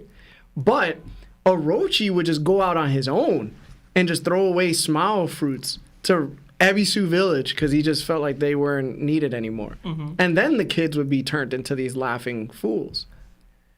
Doflamingo was like, yo, we selling humans, we selling fishmen, we selling mermaids, we selling kids. What you want? You into that? If you need it, I got it. I got it. I'm your guy. I got it. You know what I'm saying? I got it. I mean, how do we feel about the fact that Doflamingo was essentially working for Kaido? Does that play a role in this? To a degree, I could say that they were partners. Okay. You know what I'm saying? It is initiated. Kaido's subordinate was Doffy, for sure. But that's only when it came to, like, the smile fruits. Yeah, there you go. Yeah, that's what I was going to say. I would say it is more of a business partnership for me, but in general... Because it's not like he was like, yeah, Doflamingo, do everything in that to, like, Destros or whatever. It's just like, yo, I just want my fruits. Yeah, I just want those smile fruits. Give me the fruits by any means necessary. And we was hitting the block. Right. I agree with you. I think there's an argument to be made for Doflamingo, for Kaido and Orochi as well, personally. See, to me, is how I see it. I believe that Doflamingo's... It's going to sound crazy saying this, thinking about it. But Doflamingo's more evil than both of them, right? But Caesar... But then it's like... Orochi was mainly doing it for revenge. I don't know if he's going to have this thought towards everybody. And that's the difference between where Doflamingo and Caesar, it's everybody. Kaido, you can kind of think more of everybody, but it's just like... He's a warmonger. Whatever. I'm just trying for war, whatever. Right? Caesar is sadistic. The main thing with Doflamingo and them too, they found pleasure in this. Like what he did with King Ruku, controlling him, having slaughtered his entire kingdom, all that stuff. That he found pleasure in that. Like that was joyous to him to do that. Put it this way: Orochi was out here sleeping with geisha, right? Of his own. Like he was ordering this to happen. Caesar was probably doing that. Not only with, like, the women that would get brought to the island. You get what I'm saying? And not only that, Doflamingo was also doing that to Viola. And guess what? She wouldn't be able to do anything because he could just parasite her. You know what I'm saying? Like, almost the entire underworld was structured under Doflamingo's reign. So whatever was happening... transferring of weapons to countries to overthrow. Like, he was issuing all these things on the low. Kaido was actually just a small puzzle piece of Doflamingo's entire empire. Small puzzle piece is disrespectful. But it's the biggest true. puzzle piece, though. What? It's true. Small puzzle piece is disrespectful to Kaido's empire. Some of Kaido's empire was influenced by Doflamingo's underground trades, which then directly influenced the power that Kaido actually controlled. Mm-hmm. So if there were countries that were under his reign, Doflamingo actually owned those countries financially, stabilized countries sometimes for medicine, which then he would probably plant and put into his pockets, which was stealing from Kaido's. I wouldn't be surprised if he was getting heavily tributes for slavery. Sabaody Archipelago. You don't think he's getting a percentage of whatever that heavenly tribute is being cost to them? Because he's doing like legit slavery, like offerings. And to drive it more home, if you really want to think about it, we already know who's the most evil person in the show is. And Doflamingo is just a mini version of that. He just didn't get to that line. Even though Doflamingo's goal was to become Emu, but it was just like Doflamingo represented Emu if Emu got stopped before he became king of the world. That's Doflamingo. But because remember he said it. He said if he had same thing, because we all know Emu's on position because he got the what we speculate Law's eternal thing happened to him. Now he's able forever. Doflamingo legit said word for word, if I get that, if I had Law's ability and that happened to me, I would have been king of the world. I don't know if he knew if Emu was there or not, but that was his goal. He was trying to become Emu, but just got stopped. So it's just like he's the mini Emu, but just got stopped before he became Emu. That's Doflamingo. They said slave scaling is crazy. It is a slave scale. We gotta move on, bro. That's wild. What's crazy about Doffy too, it's like even in the most calmest ways, he was still under like I could literally say he had 2 Yonkos in his back pocket. Legit, I could say he had 2 Yonkos in his back pocket and they didn't even realize they was in his pocket. It was Kaido, of course, and the other person was Whitebeard. Because Whitebeard was directly getting medicine from his product. But we don't know if that was benefiting him in any sort of way. He could have just been producing him with the medicine for money. He could have been poisoning Whitebeard too. I've always assumed that. It could have also been like, yo, you have a direct contact to me. I have this because I have resources, and you can't survive without this. So if I need to come over here for a little bit, I'll give you your medicine, but I got, you know what I'm saying? This is Whitebeard, bro. He's not acquiescing to any Doflamingo If demands, Whitebeard wants to bro. stay alive. If Whitebeard wants to stay alive. You think Whitebeard ain't willing to bend over backwards a little bit for some territories that he's not naturally in? No, he's not. So you think that every Yonko cares about every territory they have? Whitebeard, yes. Whitebeard, yes. The Kaido's big moms, Whitebeard and Shanks care about these territories. Okay. They do. Okay. But you're saying he wouldn't be willing to give up one of those territories to Doflamingo because he needs medicine? I don't think so, no. You don't think Pops' crew would tell him, like, yo, it's okay, let this one island go? No. I don't think he would acquiesce We want you to live? I don't think he would acquiesce to that. That's not a conqueror. He would be like, nah. Either Doflamingo takes this money and that's it, or I can beat him down if I need to. That's Whitebeard. He's not, well, I guess I got to give up on that island because Doffy needed it for the gang. No, he's not doing that. But there is logical reasoning, right? Because remember, Doffy. Roger ended up taking a turn of events because he's a conqueror, right? He could go through anything. He ain't go through Big Mom when he needed the poneglyph from her. He would have fought her if need be, though. But... You know what I'm saying? He went to the island. If it goes left, I got to fight Big Mom, whatever. But because he was sick, he ain't need to waste no time. Yeah. Exactly. So if you low on time and you don't feel like doing the utmost in order to keep your stuff, why not? Stop it. Yo, Lawrence, am I right? You're having people act out of character because of their illnesses and things like that. Is that really out of character? Whitebeard wouldn't do that. Whitebeard wasn't giving none of those territories money. Whitebeard would sell out one of his islands so that he could live longer? That is the opposite of Whitebeard. Hold on. Do you think he gave any money to his territories? He gave money to one territory specifically. And what territory was that? Hold on. What territory was that? The, what is it called? Sphinx Island. Yeah, his home island. Yeah. Other than that, but everyone else got protection. It wasn't, you get money. I'm protecting you. I'm using my flag to protect you. The protection is So if Doflamingo came out of nowhere and was like, yo, listen, I can offer you world government protection. And not only that, you'll get benefits of medicine and all these other things, right? You're going to say to yourself, I don't like, think an white people island be tempted would like this. the island itself would probably give up his protection. The island, for the world government. The island switching up on Whitebeard is one thing. You asked me if Whitebeard would switch up on the island. It could go either way. That's a very different conversations. No, because remember, it showed to me like goes more to Whitebeard's character. I agree with Sebastian because even the part where like when Odin joined the Whitebeard's crew, right? Whitebeard didn't consider, but he considered Odin and Jonan is when he let go save the woman. You know, y'all never knock Whitebeard, but when he heard Odin died, he ain't swing back on Wano. That's not his territory. You know what I'm saying? That's not his territory. You know what I'm saying? It's not his territory. That was his boy, though. He's never even That was been his boy, inland though. of the land. He went to. No. Yeah, he did. He went to Ringo. Whitebeard. Wait, what? They were on the shores. Yeah, they they're had at the go shore. inland into Wano. Yeah, that was the shores that everybody else was landing on. If I'm not mistaken, that was also Wano. Wano is not Whitebeard's territory. He's never even been inland of the island. He's been on the shore. He ain't swing back, bro. Oh, my God. All right? He don't always follow through. Oh, man. All right, bro. Wow, you wild with the... I agree with you on Doflamingo being more evil. You was absolutely wild with the Whitebeard. I will not stand for that. All right. We got another 10 from Simba JKLG. It says, why does Gohan catch so much hate and backlash when he is actually the most realistic, relatable character when you think about all he has been through since birth? And love y'all boys, keep pushing. Thank you. Want the truth? I don't give Gohan much backlash personally, but the truth is the reason why Gohan gets so much crap is because he doesn't like fighting. That's it. That's the crap basket that he has to eat every single day from the DBZ or DB audience. He wasn't a fighter. He didn't like fighting. Goku realized it when he was fighting Cell. He didn't want to fight Cell.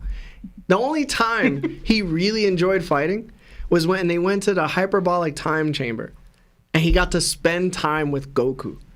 That's the only time he's ever loved fighting. Real talk. Ever. That's the real reason why Goku didn't come back. wow. He realized Gohan. He was like, my son doesn't like this? Yo, I'm out. Goku was like, I ain't coming back. You know what's I'm gonna stay dead. You know what's so funny about That's this? wild, You wanna know what's so funny about this? He tells Gohan he's sorry or whatever before he like transfers Cell to King Kai's planet. He could have just instant transmissioned back before the planet exploded. What are you trying to say, bro? Yo, Like, you'd rather be gone than live in a world where his son ain't about that life. Yo, This is what happened. This is what happened. This is what happened. This is what happened. He gave Cell the sensu beam because he was like, "Yo, you're not gonna be able to compare to Gohan if he unleashes his full potential," which I suspected he has this whole time. I felt it in the hyperbolic time chamber. He gives the sensu beam to Cell. Cell goes, "Oh, this is that gush," right? And he powers up. So then Gohan goes to fight him, and then Gohan the whole time is fighting Cell, but he's just getting his butt whooped. And he's like, yo, what the hell is going on with Gohan? And then Piccolo's like, you're an idiot. Did you not notice? Gohan doesn't like fighting. You want to know what he's thinking right now? Why is my dad letting me die? Because Piccolo could read minds. So Goku goes, oh my God, I'm an idiot. I couldn't believe I was wrong this whole time. Yo, Piccolo, you're such a good dad. I hate You know, yo, let me go take care of this mess I made. You know what I'm saying? So he transfers and he goes, yo, I'm not going back. He's better without me, yo. He got Piccolo. And passes away. And notice what he does the entire time in Otherworld. Training and scrapping. Scrapping and training. And entering tournaments And and then what does scrapping. Gohan do? He ends up chilling. He don't train Yeah. at all. He just out here trying to get buns. He's not even really trying to do that either. No, he was. He saw Videl fine eyes and was like, all right, yo. Remember when he didn't dodge her attack? Yeah, man. Accidentally on purpose. Mm-hmm. He was teaching her how to fly. Telling you, bro. Hey, man. Shout out to Gohan, bro. I never gave him no hate for that.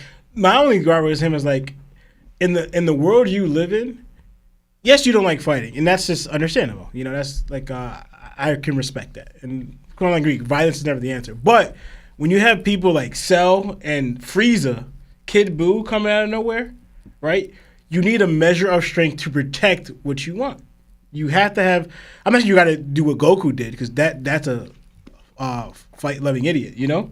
But you need to have strength to protect that, and that's when I was a little bit watching in Super. That's kind of what they showed, that Gohan wasn't strong enough to protect certain things, you know. So to me, it's like at least train enough to keep up with like some skill to protect, because your daddy ain't there no more. You know what I'm saying? That's my only thing against because I guess it goes more into like the One Piece world. I know they're not in the One Piece world, but the One Piece heavy shows that you have to have, if you're strong enough, protect it. You know, if you're not, it's gonna be taken away from you. That's the world you guys live in. Listen, man.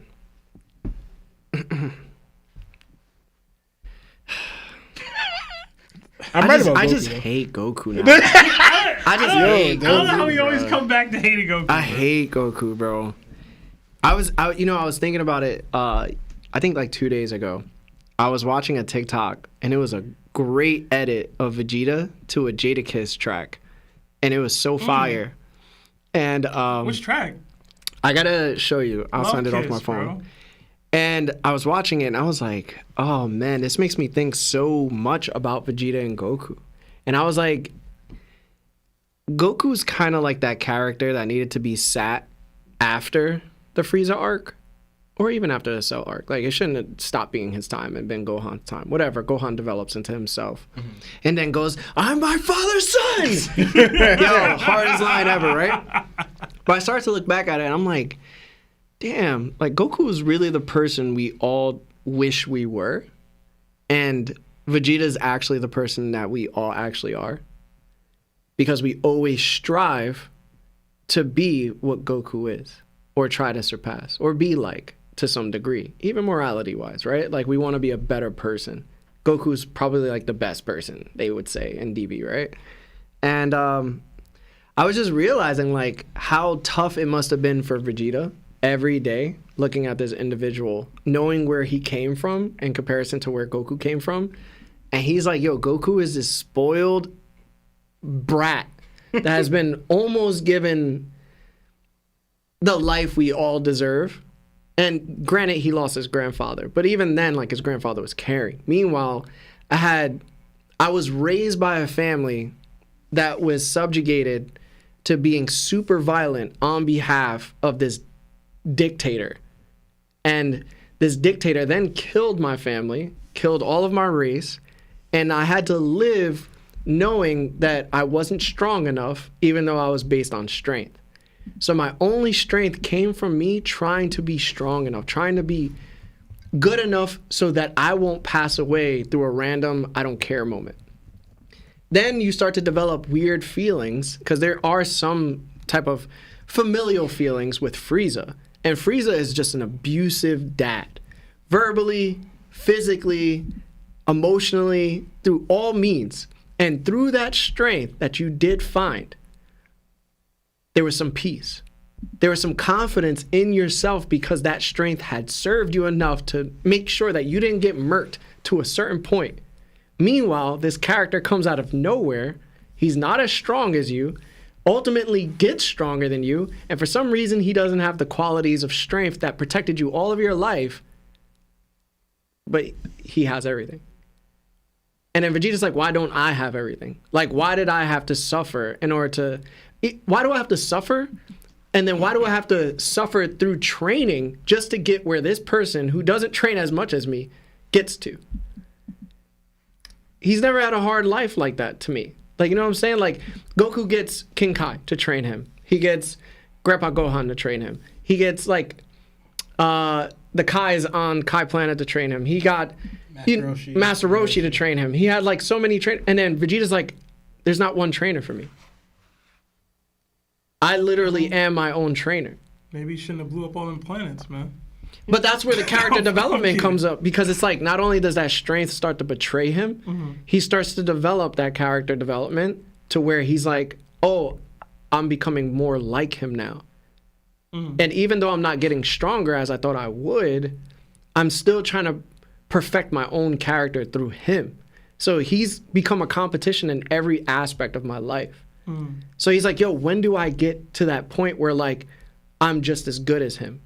And it turns out I never reached that, ever. Did you see Chris's video he dropped about Vegeta and his character development? About you can see the shift in him as a person. Yeah. The further he takes off of more of the Saiyan armor, like the Frieza Force armor, over time, and it's like he reverts back to it in Super or whatever, or Daima. I don't know if it's either one. Yeah. But he was like doing a breakdown. Like, he was becoming more human. Yeah, like the more he takes off those garbs, like those clothes, the Frieza Force armor, the more human he becomes. So the Frieza Force armor wasn't actually from the Frieza Force. They were the Saiyan armors, and then he developed it into the Frieza Force. But I don't know, I always thought that was dope. But it was showing that he was. How do I say this correctly? Because I think I'm chopping it up pretty bad. Vegeta started to become more human, but as he became more human, he started to forget that, and he tried to lose the Frieza aspect. He tried to lose the Saiyan aspect. He wanted to gain the human aspect because that's what he thought Goku achieved during the end of the Buu saga, where he's like, "You're the best of us, Kakarot." You know what I'm saying? But when he goes into Super, he starts to realize that his true strength is in his Saiyan blood, and it's also in being human. So he starts to accept that both of these planets are his home. It's not just one. And that's where his true strength comes out, where he's different than Goku. Because Goku may be from Earth, but Goku still appreciates Planet Vegeta. That's why he tells Broly at the end of Super to call him Kakarot. Where Vegeta only calls Goku Kakarot because he comes from Planet Vegeta, but he appreciates Earth. So it's like vice versa. Yeah, I remember I had to tell Sebastian about Vegeta's character. I remember his battle with the granted, I don't respect it, but I understood the deeper behind it. The Majin on Vegeta's head. It was like, because Vegeta was literally trained and nurtured, and like you're bringing out, as a warrior, a brutal warrior, your entire life. One through your father and through Frieza, right? And then Frieza also liked Vegeta, respected him more than his father, because Vegeta's like talent, like his potential, what he could be. So then now he goes back to being a human or something like that, and then Vegeta felt himself in his mind, because he's been nurtured and raised as this warrior nonstop, and he felt like he's being domesticated. He's becoming weaker in his mind because he's using that warrior spirit, right? So now this battle where he wanted, to awaken that warrior side from him. But then he also said, because if you listen to Vegeta's words in that conflict he was on there, he was battling between being what Goku is, but also what he was been his entire life with that warrior aspect in him. So it's showing that he was growing from it, but there was a conflict between them there. Because even when he had the Majin thing, he wasn't controlled by abilities. He wanted him to release that warrior in him because he was feeling weak, that he was growing weaker, and have to protect him because Kid Buu was out there and they couldn't stop him. And he felt like he needed that warrior side to try to even compete against the coming threat. But yeah, that's the perfect story of why Vegeta is awesome, because he experiences trauma. And like most hurt people, they hurt other people. So for him, hurting people was a strength, but hurting himself was a bigger strength.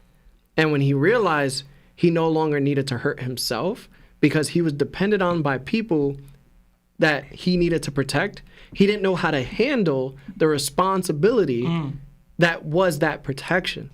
He felt overwhelmed by it. He never got to experience that kind of love, and it was hard for him. So like most people that don't know how to experience love, they fumble love. They fumble the aspect of love. They wish they could be at that point where they can be better, but ultimately they fail themselves. Therefore, that's why he wanted to be taken over by Babidi in order to replace this self-hatred with the hate he's always felt his whole life towards somebody else, because that's what served him. And then when he eventually fell to it, he realized that even through these actions, he was no longer that person. So he developed a certain type of like new battle, which was then I am battling myself once again, which happens with people with trauma all the time.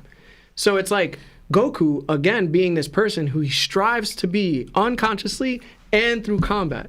He says to himself, you're a clown. You're this. You're that. He's literally degrading Goku at every aspect he can just to feel superior because he knows he can't be him. And yet, when it comes to this is why Vegeta is such a loved character. He's top 5 for me. When he reaches that moment of clarity where he looks at Goku and Goku looks at him and he's like, yo, stop, Vegeta. Majin Buu is out there. He's going to murk like all of us. And then Vegeta thinks to himself, who cares? But realistically, when he said who cares, he couldn't just go and be like, well, I'm going to continue beating you up. He knocks Goku out to save Goku because he knew that Goku didn't deserve to pass away again because he already passed away. So he goes, hugs Trunks for the first time because he then accepts that this is my responsibility, is to protect Earth and to protect my friends and family. Sees Buu, sees this monster, realizes he can't beat him, tells Piccolo, leave. Take the kids, get as far away as you can. But before you go, will I go to the same place that Goku went to when he passed away? And Piccolo's like, no, you won't. You've done too many evil deeds in your life. Knowing the answer was going to be that, he still sought some type of forgiveness and redemption because throughout all of his life, he was never enough. But he hoped Piccolo would say, you are through this action. Even knowing he wasn't going to be enough, he still went through and sacrificed his own life in order to protect them. Granted, he would receive nothing out of that. And the greatest love is through sacrifice. So it's like when you look at Vegeta from that aspect, he was terrible all throughout Frieza arc, all throughout the Cell arc. But when he finally reached the Majin Buu arc, he realized the type of man he wanted to be. And it wasn't Frieza, it wasn't King Vegeta, and it wasn't Goku. He wanted to be him. The person that Bulma could count on. The person that hugged Trunks. So when you look at that aspect, it's like, yo, how can you not root for this man, bro? I will say this. I am the resident Vegeta hater of our friends. That was so well put and so accurate. I won't lie. It was. I thought that was beautiful, bro. And I know that's your guy. Yo, it is. I hated him through Cell arc. Just know, I don't think you could do that for Garu. Can I do it for Garu? I don't think you could. Garu has a little challenge song. yourself, but... Did you read the end of... I haven't finished. No. Oh, you should finish it. I'll finish it. Yeah. Also, too, just to add a little bit to the Vegeta thing, and it shows like later on like the change of it because even after obviously Vegeta sacrificed himself, whatever, and you feel that that's time to take out Buu, right? Later on, showing that he's getting this redemption, what do? They bring back Vegeta. Someone like it wasn't like if they viewed Vegeta as that same person who was evil before, who didn't care about him, they wouldn't have brought him back. But they brought Vegeta back. And I don't know if they knew if Goku was there at that time either. They brought Vegeta back because like, he's the only person that could stand a chance against Majin Buu. And then later on, we see what he says later on, like you said about he recognizing that Goku was the better one because how Goku's temperament is, why that's needed. Yeah. Why people love him and whatever. So like it's showing right there how much Vegeta grew. And Super, that's what they made Vegeta better. And that's Super. the thing. They made Vegeta so much better in Super to the point I think Sebastian would love him. Yeah. I can't bring myself to watch Super. I can't do it. Because even like there was a specific moment, I think Tayante Black just mentioned it, when he goes to Namek, to New Namek. And, like, there's this guy called Moro. Yeah. And Moro's trying to, like, kill the planet because he's looking for the Dragon Balls that they have. Because he wants to make himself younger. They still beefing over the Dragon Balls? Yeah. Okay. It's called Dragon Ball, bro. No, just, you know what I'm saying? Yeah. Listen, so, it's been a while. Vegeta goes there. And he specifically looks at the Namekians and they realize who he is. And then he makes it a valid point to protect even the children of the Namekians from getting harmed.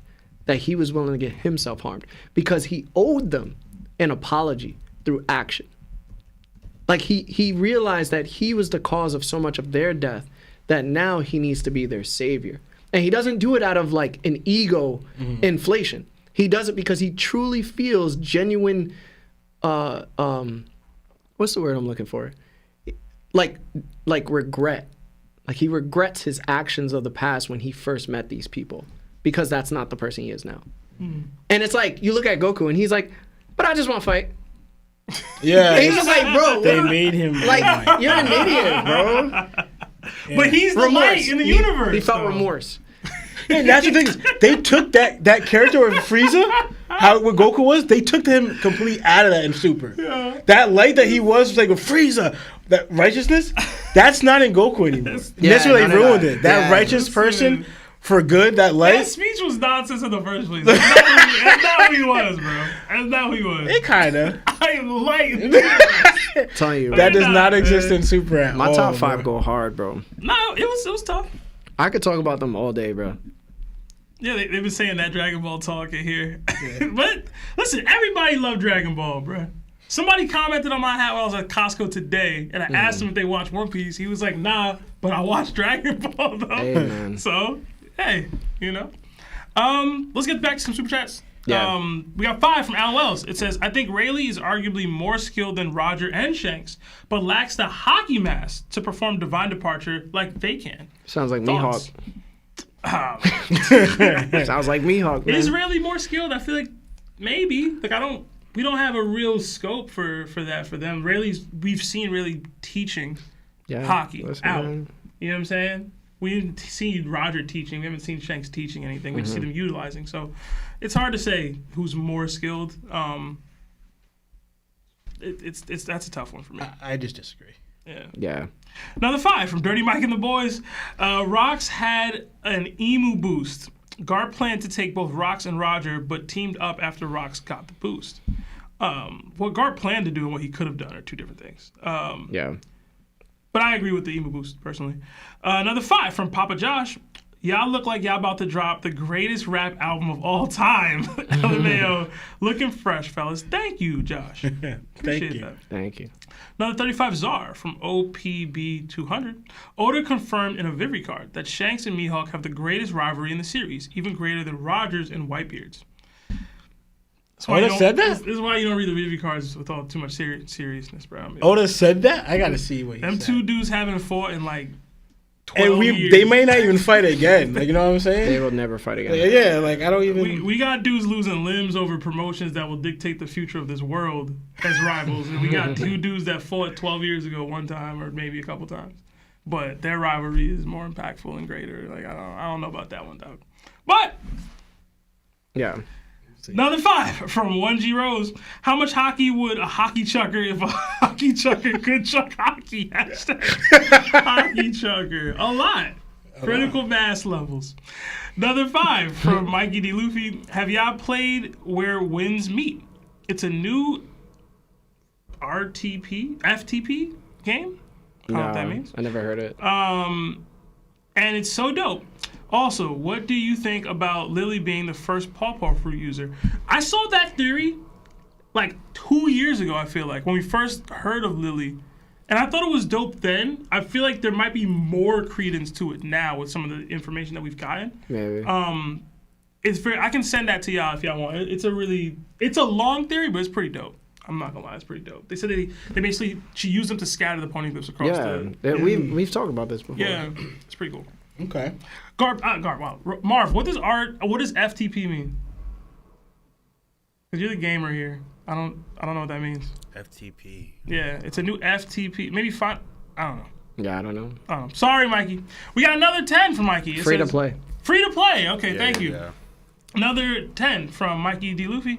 Emu said it was Lily's fault about the poneglyphs, and if she was a crewmate to Joy Boys, that would explain why she was able to send them all over the world, because they had already been all over the world. Yeah, see, I guess I should have read the next super chat, but yeah, he elaborated more on the theory there. It's a pretty dope theory. I like it. Interesting. Okay. Another 5 from Sicko Boro. It says, Bori, what's the probability of the Oro Jackson being the black ship holding the last poneglyph? I don't think so. Like the man when Mark My Fames took Roger's ship. I guess, yeah. No, I'd pass on it. It's more than 1%. I got you. Another 5. 2.5%. From Digital Cab. Do you think Kuma can push out the Domi Reversi of someone? And could he push out Emu out of Gunko and Saturn's body? Hashtag hockey chucker. Depends on the person. What type of base hockey they have. I really don't know, bro. Like if it's armament, probably not. He would have to have like stronger armament. Right. I'm convinced that's the only reason that Domi Reversi got put onto. He just had they had stronger hockey than Rocks. So yeah, you're saying if the individual person's hockey is weaker than Kuma's, he could then utilize his Devil Fruit to push the Domi Reversi out of the person. Yeah, as long as he infuses his hockey into the Devil Fruit. Okay. I ain't mad at that explanation, personally. Another 5 from MF Beard. It says, Kingdom is finally being printed in English. First volume was great. Thanks for the recommendation. Listen, Kingdom is goated. The new season is out too now. Apparently they upped the animation quality so much that people are loving it. It's getting like 9.4s and 9.6s and things. You gonna watch it? You should, bro. But then I probably will, but I enjoy reading Kingdom so much. That's like the medium. When you do, then you put a thumbs down for One Punch Man season 3. Like just to let people know. I probably will. But yo, check out Kingdom if you haven't already. Yeah. Another 5 from Xavier O'Dilly. Sup, bros? Rock said, I haven't met the guy. Thoughts on Davy Jones still being alive as a man with the burn scars on the black ship with or without the final poneglyph? Don't like it. Not a huge fan, personally. I say keep the legends in the legendary past. I just don't like any burn scar man theories. Like, I don't, bro. I think I've come to that point. I just don't like any of them. Do you not like that he exists, or just the theories about him? I just think it's the possibility of anybody being this person. That's what pisses me off. Like somebody we've already met? Or Yeah. They'd be like, yo, is Lily never passed, yo? Yeah. Yeah. I feel you. I can't lie. Yo, it's Mr. 5, yo. What? It's Gonzu, yo. Yeah, it's somebody. Yo, it's Panda Man, yo. It's somebody, It's bro. Bogard. Oh. Yo, low key. Low key, bro. There might be something about the real Bogard liking ships.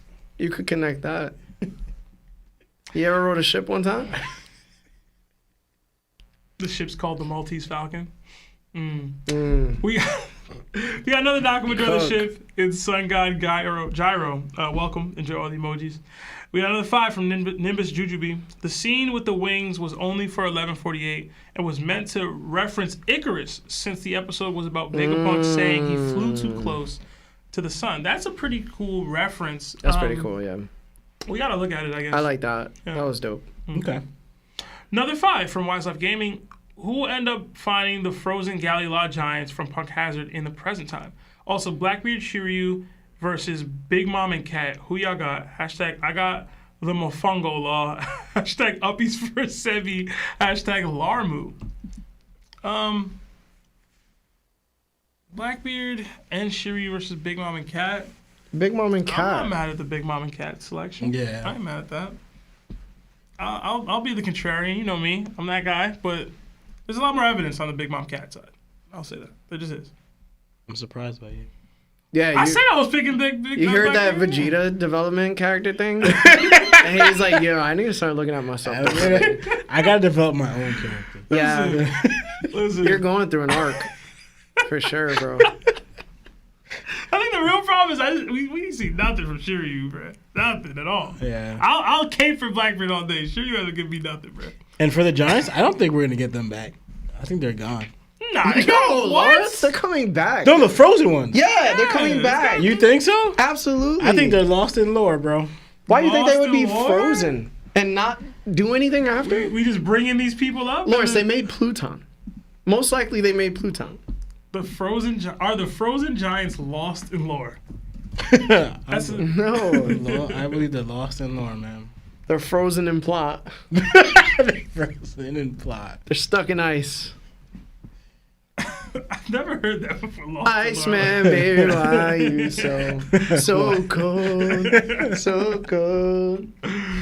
Oh man, okay. And I freeze the world, freeze They the said Lawrence world, hates giants so freeze the much. world, It's not even freeze the generational. world. It's not even not hating. I just don't think Oda's gonna give us back. I don't. Some lore that we're not gonna get from Oda. That's from what I learned. Okay. You know, you gotta stop hating big people, bro. Yeah, man. I lost weight just so you can stop hating me so much, man. Meanwhile, your thighs are still rubbing, bro. So no, they not. No, not yours. Yo, Laura's got the Saquads, bro. Yeah, I don't know if y'all bro. ever seen them. we both run them. His ankles got Sasson on it. What? He got jerk seasoning on the back of his knees. We got another 10 from Sikio Bori. Since a group of 3 people, like brothers, is a common thing, what's the possibility of Emu being related to Joy Boy and Davy Jones? Similar to the Zeus, Joy Boy, Poseidon, Davy, Hades, Emu situation. It's just Sebastian. Sebastian's emu. We were just talking about how greedy you are too. Y'all was coming at me, bro. Yeah, it's bro. crazy. We was coming at you. I'm like the nicest guy y'all know. Legit. That is a cabbage. You sure about that? You sure about that? You got Marv chiming in. Marv, how you feel, bro? That's Nicest? crazy. Yeah, Nicest bro. Name a nicer person than me. I'll wait. I won't wait. I don't think we have the time. I'm not waiting. Another 2. I mean, as far as the super chat, I personally wouldn't be a fan. I would like if they might have shared sake cups one day and then he still got a betrayal out of them. Like brothers in a ritualistic way or like symbolic way, with one of them just being a hater. You know what I'm saying? Or something like that. Because we haven't seen that yet in One Piece. At least it's the same thing. Davey took my girl. Lily. So now this is okay for being over a girl, but the Rocks thing wasn't? I guess it's not the same. It's not the same at all. It's not the same. I feel you. It's okay. Number 2, from Jada Rube. Larry, are you a Superman over Batman guy? No. Definitely Batman. For sure. I think we gotta clarify. Are you saying as a character or in a fight? As a character, yeah. Okay. Because the super chat might be implying in a fight. Is all I just wanted. Yeah. Okay. So all right, so let me start off. I'm a huge Green Lantern fan, right? Huge Green Lantern fan. I love the emotional spectrum of powers that they have, like hope, you know, the other one's fear, you know, anger, the whole spectrum, right? But I've always loved the fact that Superman gravitates to hope, and hope is the blue lantern ring. So when he wore it, he became a even bigger symbol of hope. He's just hope in general. He's basically what All Might fits into that category as well. Like they're both like the same type of character. I just think that Superman is so easily influenced sometimes, even though he stands like a tree and doesn't allow himself to move. It's just that he's so sometimes susceptible to being influenced to go a certain way. Like it could take one bad day for him to like just crash out. Like if somebody takes Lois out, he's gonna go start murking the whole planet, and then nobody can really stop him. But like I like Batman because Batman has received a certain amount of trauma, and he sticks to his values of not taking a person's life, because once he does that, there's no going back. Where Superman is more liable to take a life, you know? So I like the fact that there's strength in value instead of strength in physicality. And Batman also sees things as logical. Like sometimes it's an emotional regression because he doesn't get to experience much of like the happiness in life. But he does come to a point where he realizes everything is a danger and nobody is ever truly good or truly evil, but we have to treat them all accordingly. And I feel like sometimes if you looked at the world a little bit like that, then less things would happen, but that's not really free will, is it? So. You spin today, bro. Look at you. My bad. It's because we expanded beyond One Piece. You know what I'm saying?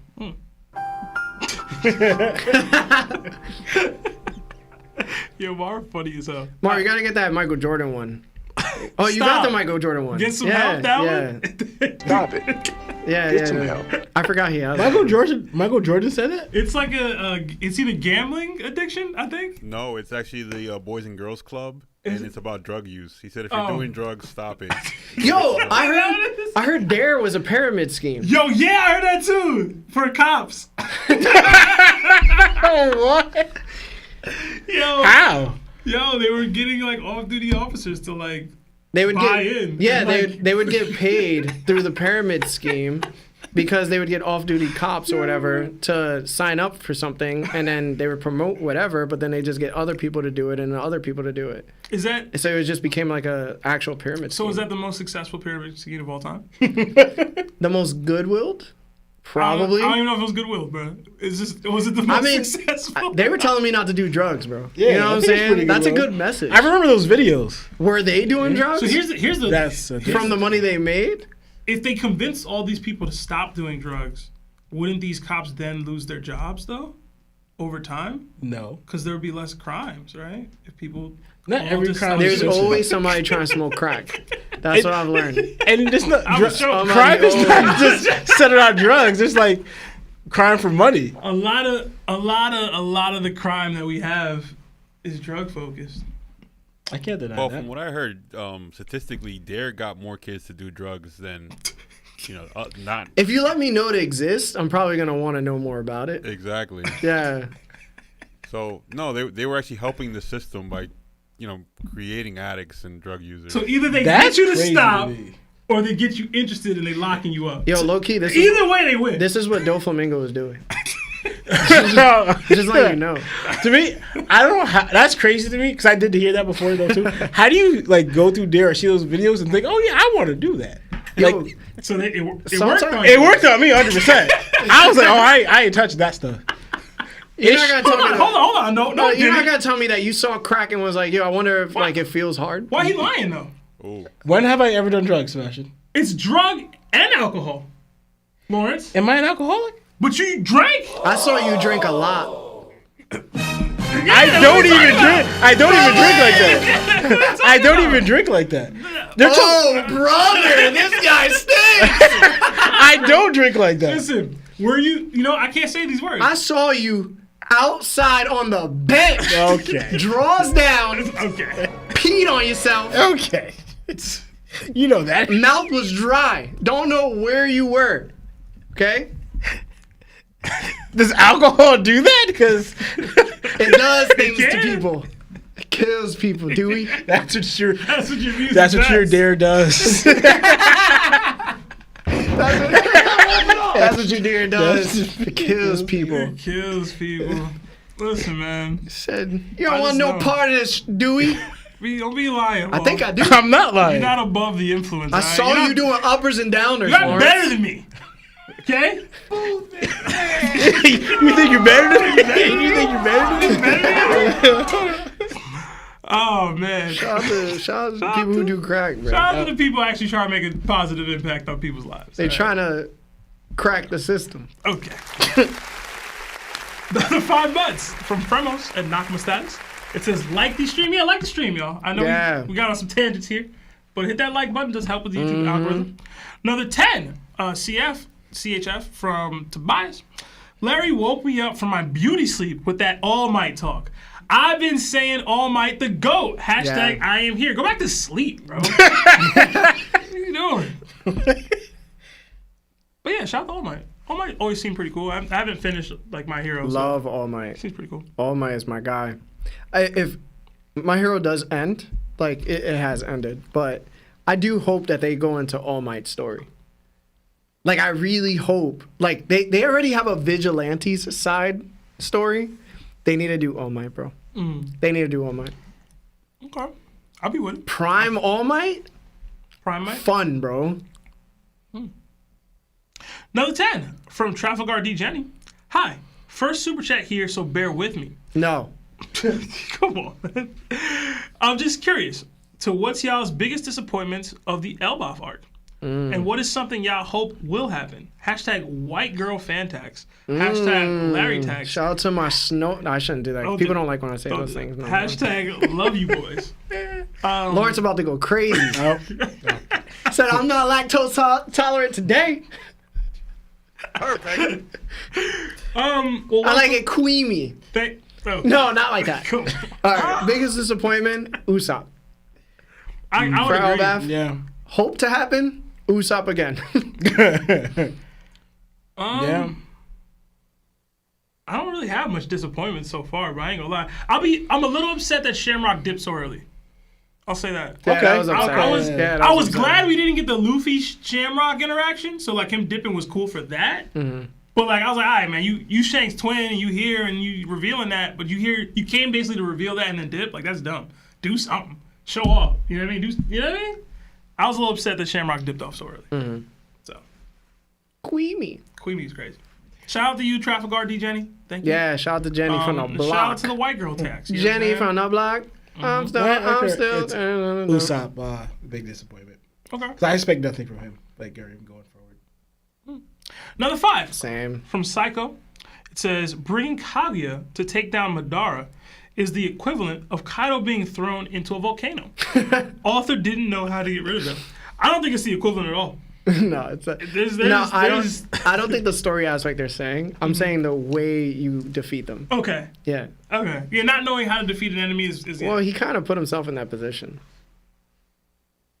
hey, man. Oda stated like he wanted to do one thing, and then he ended up Yeah. doing that one thing. The big. I can't have him be defeated with a big punch, and then he just basically have a big big punch. punch. The biggest punch. Biggest punch ever. The bro. biggest. The The largest. Oh man, we got another 2 from Ethan Marengo. It says, "Mike guy top 2 and he ain't 2. Hashtag me and Larry both with it." Yeah, man, Mike guy was pretty dope. My guy was cool. He was a little cheap. I thought that was super plot, bro.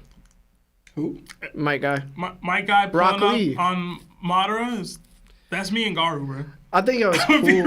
Nah, That's bro. how I be feeling. Nah, bro. That's how I- It was just disrespectful to the series. I thought it was super cool, but come on, bro.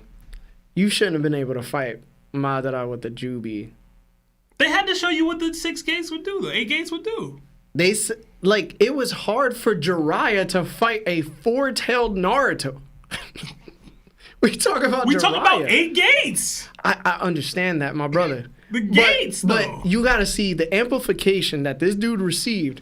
He was on par with somebody who had the Jubi inside of himself. Meanwhile, he has the Renegon. Meanwhile, he has... It was just the most much. insane dude to fight. I ain't mad at that. I mean, listen. And all of a sudden, you could compete with him.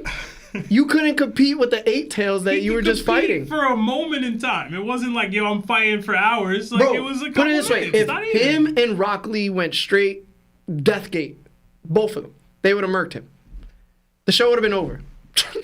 My question, because I never Super cheap. really tapped in. Did Guy pass after that, or he still alive? No, he didn't pass because Naruto came through from Hagiroma, giving him a blessing, basically, like chakra amplification. And then he like put it on his chakra heart and then summoned ain't him back to life somehow. That ain't it. But that's a And whole all he other- recovered was a broken leg that he couldn't use for the rest of his life. That ain't it. That's a whole other conversation, but that part of it ain't it. Put it this way, he almost murked Madara with like one kick. But he broke his leg, though. Yo, he almost one-shot at him, bro. Oh wow. Yeah. Yeah. Hey, man. Get your Susanoo up, man. You know He what didn't I'm need saying? it. Get it up. He didn't need it. It was stupid, bro.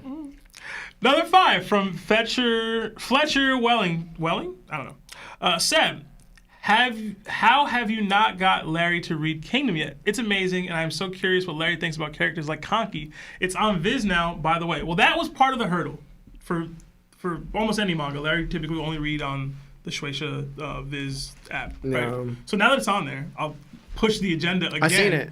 But I'll try to read it. yo, tap in. It's gonna be a little hard to read as far as the artwork in the beginning. Artwork becomes absolutely phenomenal. I mean, You know? that happens, yeah. But I would say avoid seasons 1 and 2 as far as the anime goes. Like stick with reading it. Seasons 3 on, anime is much better animated. But You know, it had a huge glow up in manga from like when it first started to like the ending. Yo, Bleach, bro. I never read the Bleach manga ever. If you look at like the first chapter or so, like it wasn't that great. But like that dude found his style, bro. That style is hard as hell. I love the Bleach style. Granted, the backgrounds just don't exist because you know what I'm saying. Yeah. But his actual character designs are like some of the best I've ever seen. When he's putting in the work, I feel like a lot of the times when he's being unique and I want to make an impressionable character, I thought Kubo was great at that. Yeah. But when he was like, yo, I'm gonna just make somebody like that jawline's the same for most characters. I couldn't stand that. I could not stand that, yo. I was like, yo, one, y'all already all wearing the same fit 9 times out of 10. And y'all all got the same chin every time. I don't know. I don't know. I love the Bleach art style, bro. When he's in his bag, It's fine. he's in his bag. Like if you were to put One Piece into Bleach art style, you'd be like, looks yo, this is amazing. fire. No, it looks bro. amazing. My No. Hero Academia too. Their art style is pretty good too. I like that, especially on One Piece characters. But that's what I'm saying. Those characters all have a uniqueness to them where now you're putting them in a cooler art style in Kubo's art style. Yeah. But like the generic, like there's just a lot of characters in Bleach to me, and I know I'm a Bleach hater or whatever. They don't be looking different. And when they do look different, they look great. Yeah. And I'd be like, all right, cool, but I can't differentiate half the people from the other half. I mean, we do got like 40 Namis though, so. Only be slacking with you the know what I'm women. saying? Only Like, be that's what I'm slacking with the saying, women. bro. You do. I will deny that. But all right. We got another 5 from King Solomon Plays. Kobe will be what Dragon would have been in the Marines. What are your thoughts on theories on this? No. He'll be different. The morality is there. Yeah. I don't think Kobe was ever going to crash out on his superiors to the same degree that Dragon was willing to. Like, Dragon legit pulled a gun on his squad leader. Yeah, Kobe wouldn't do that. I don't think Kobe would do that. No. He might bark back and disagree with the order, but I don't see him actively pulling a I think the gun. farthest we saw to the extent was him on Marine Ford. Yeah. The stand that Kobe would take. You know, but Kobe, you know, so you guys don't watch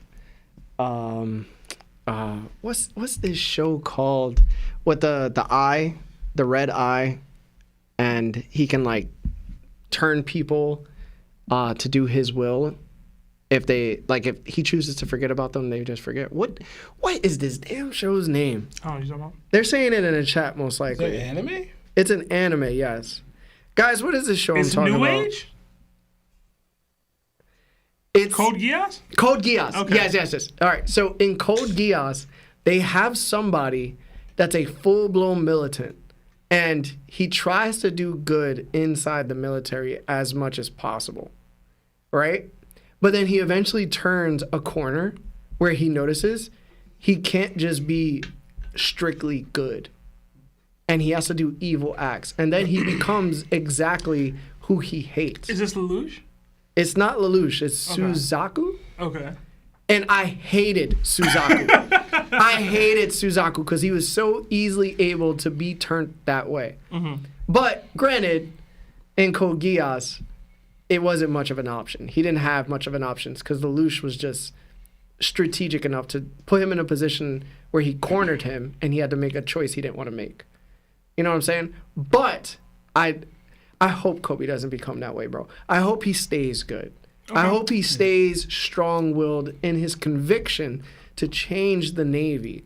But when he comes to that point where he realizes he has to make a choice, either stay with the Navy or decide to listen to the world government if they're still in place, he has an option where he finds what his character is. Okay. I don't want him to falter because then he'll become another Garp or Sengoku, and I hate that. Fleet Admiral Kobe is coming, man. It's coming. All right, we got another 3 Australian from Teabag. Is Escanor from Seven Deadly Sins and Aaron from AOT in your top 10? Neither are for me. Ooh. I've never watched Seven Deadly Sins. I know you have. Yeah. I like me some Escanor. I didn't even remotely enjoy Aaron until the later seasons, I'm not gonna lie. And even then, I didn't love him. He was just more likable to me Yeah, he's hard to like. in the beginning, yeah. Yeah, he's hard to like. I don't. Have you seen this Seven Deadly Sins, Lawrence? I don't think you've seen No, it. I most likely never watch it. Yeah. Escanor is somebody that Lawrence would love, though. Okay. Really good. Okay. Another 2 from Luis Lopez. Hashtag the 2 pieces real. It show is. Another 5 from Inferno Knight. Sabo versus Green Bull. What diff? And will Zoro take Yoru from Mihawk when he beats him? I got Green Bull. I got Green Bull for now, too. I can't give Sabo Admiral status, bro. That's crazy to me. Yeah, I got Green Bull for now. I don't even know if he'd be in the first Admiral. There's no way he's being Green Bull. Yeah, I guess I'll go Green Bull. And for that, no. There'll be no reason for him to take it. I wouldn't want him to. I don't think it fits. I don't think it works. Take Yeah. what? Will Zoro take Yoru from Mihawk? After Nah, that would be... Yeah, crazy. no He'd point. probably just give it to his girl. You think he'll give it to Shigi? Yeah. Yeah, I got this for you, yo. Crazy. Because then it would sort of fulfill the promise to Kuina, because she looks like her, and he'd be like, here's the world's strongest sword, I guess. Or I took this from the world's strongest swordsman. Here's his sword. What if Yoru kills Tashigi? Right. Right. But for that to happen, you guys... So y'all believe that... She just starts using it? So y'all believe that Zoro's going to clip Mihawk at the end of it? Probably not. Probably not. Because that's the only way he takes the sword. If he would have to clip Mihawk from it. Listen, bro, pink slips. Don't matter if you win by an inch or a mile. Winning is winning. So run me that, Mihawk. Yoru ain't yours no more. And I need that jacket, too. Yeah. And your hat. You know what? Take your boots off. In the crib, man. That's my island now, man. Uh-huh. And I'll take a double burger with cheese.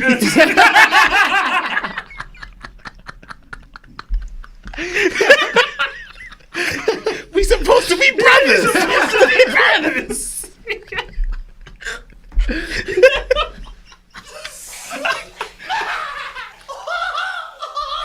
Yo, oh my god, yo. Oh, man. Y'all too much, man. They said Zoro don't want Yoru because it's black.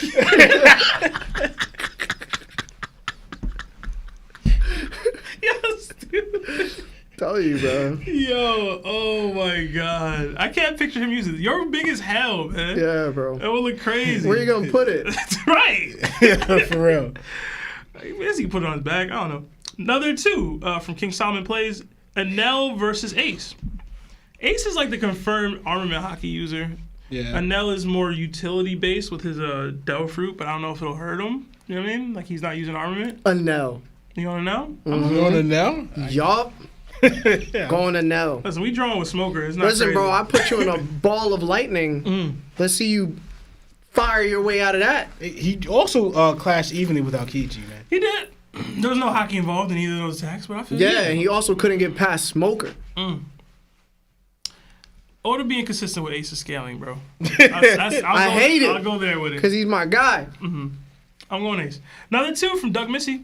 Did Law get his inspiration for hurting animals from Michael Vick? Also, That is crazy.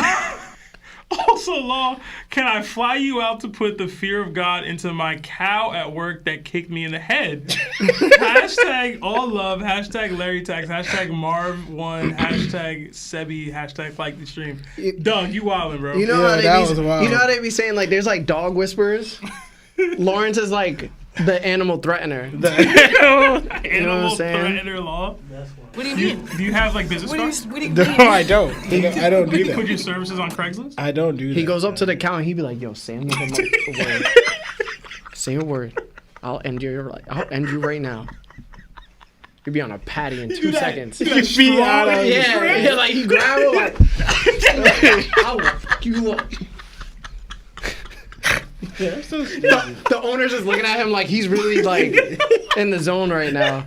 The cow just starts listening. Yo, also, I hope you're good, bro. You said the cow kicked you in the head? That's not true. That He's sounds lying. insane. Nah, he's lying. I hope. I hope you're lying. Why was you that close to a cow? Hey, man. Need his milk. Another 5 from Azimba. Hey, y'all. Hope everything's good. Any of y'all planning on going to collect a con, New Jersey, or maybe Shonen Jump pop up at the American Dream Mall this weekend? I wasn't, but I might. Shonen Jump gonna be at the American Dream Mall? Apparently. We should go to that. We should probably go to Yeah, that. we should go to that. You got plans this weekend? I feel like I Oh do. yeah, I'm leaving on Thursday. The biggest, the largest. Oh, that just reminded me. Donkey Kong? What happened? What? Donkey Kong. The biggest, the largest, Never mind. stronger. Mark, I hit mix you up up songs. about something. Never mind. All right. Y'all dirty. What y'all talking about? Another 5. Dirty From birds. Golden Matt 30. I know Larry be listening to Keith Sweat whenever Rock shows up on panel. Hashtag Milkman is here. You know how I know super chats like this are wild? Y'all literally see Larry when Rocks pulls up on panel because he live reacts. Yeah. And there's no Keith Sweat on. But that just means next time you got to do it, bro. Sweating, bro. You remember how it goes? Which song are you talking about? Sweating. By Keith Sweat. I'm Is not, it Sweating? I'm not singing Keith Sweat. Hold on, bro. I'm not doing it. Hold on. I was seeing if I remembered. I'm not doing it, bro. Let's see real quick. Oh my god. Yo, you said you're out this Thursday? Are you not live reacting on Sunday? Twisted. Twisted. Yeah, you said sweating, bro. I wanna be I wanna try that I need you. And who can love you like me? Go ahead, Lawrence. Nobody. Who can do you like you need? Nobody. Who can do it like me? Nobody. Nobody, baby. Nobody. And the band keep playing on. Wow, wow, wow, and oh, wow. Go ahead, Lawrence. He's like, yo, everybody I can't breathe. On Wednesday, it's going to be crazy. Yo, let me listen to that. Yo, it's getting hot in here, bro. Yeah, because this is our musk. Number 2 from Pheromones are going crazy right now. Sea Kings get hockey. Shanks might lose that other arm. Alright, chill out, man. Number 5 from Andrew C. Is there a limit to what hockey can do? Like if Shanks is chucking up Gryphones and Roger is apparently mimicking fire, can you just do whatever you want? All things possible through hockey, bro. I believe so. You know what I'm saying? Yeah, bro. If you don't want to be an orphan, hockey it Your out. hockey parents. If you can will it. Hockey.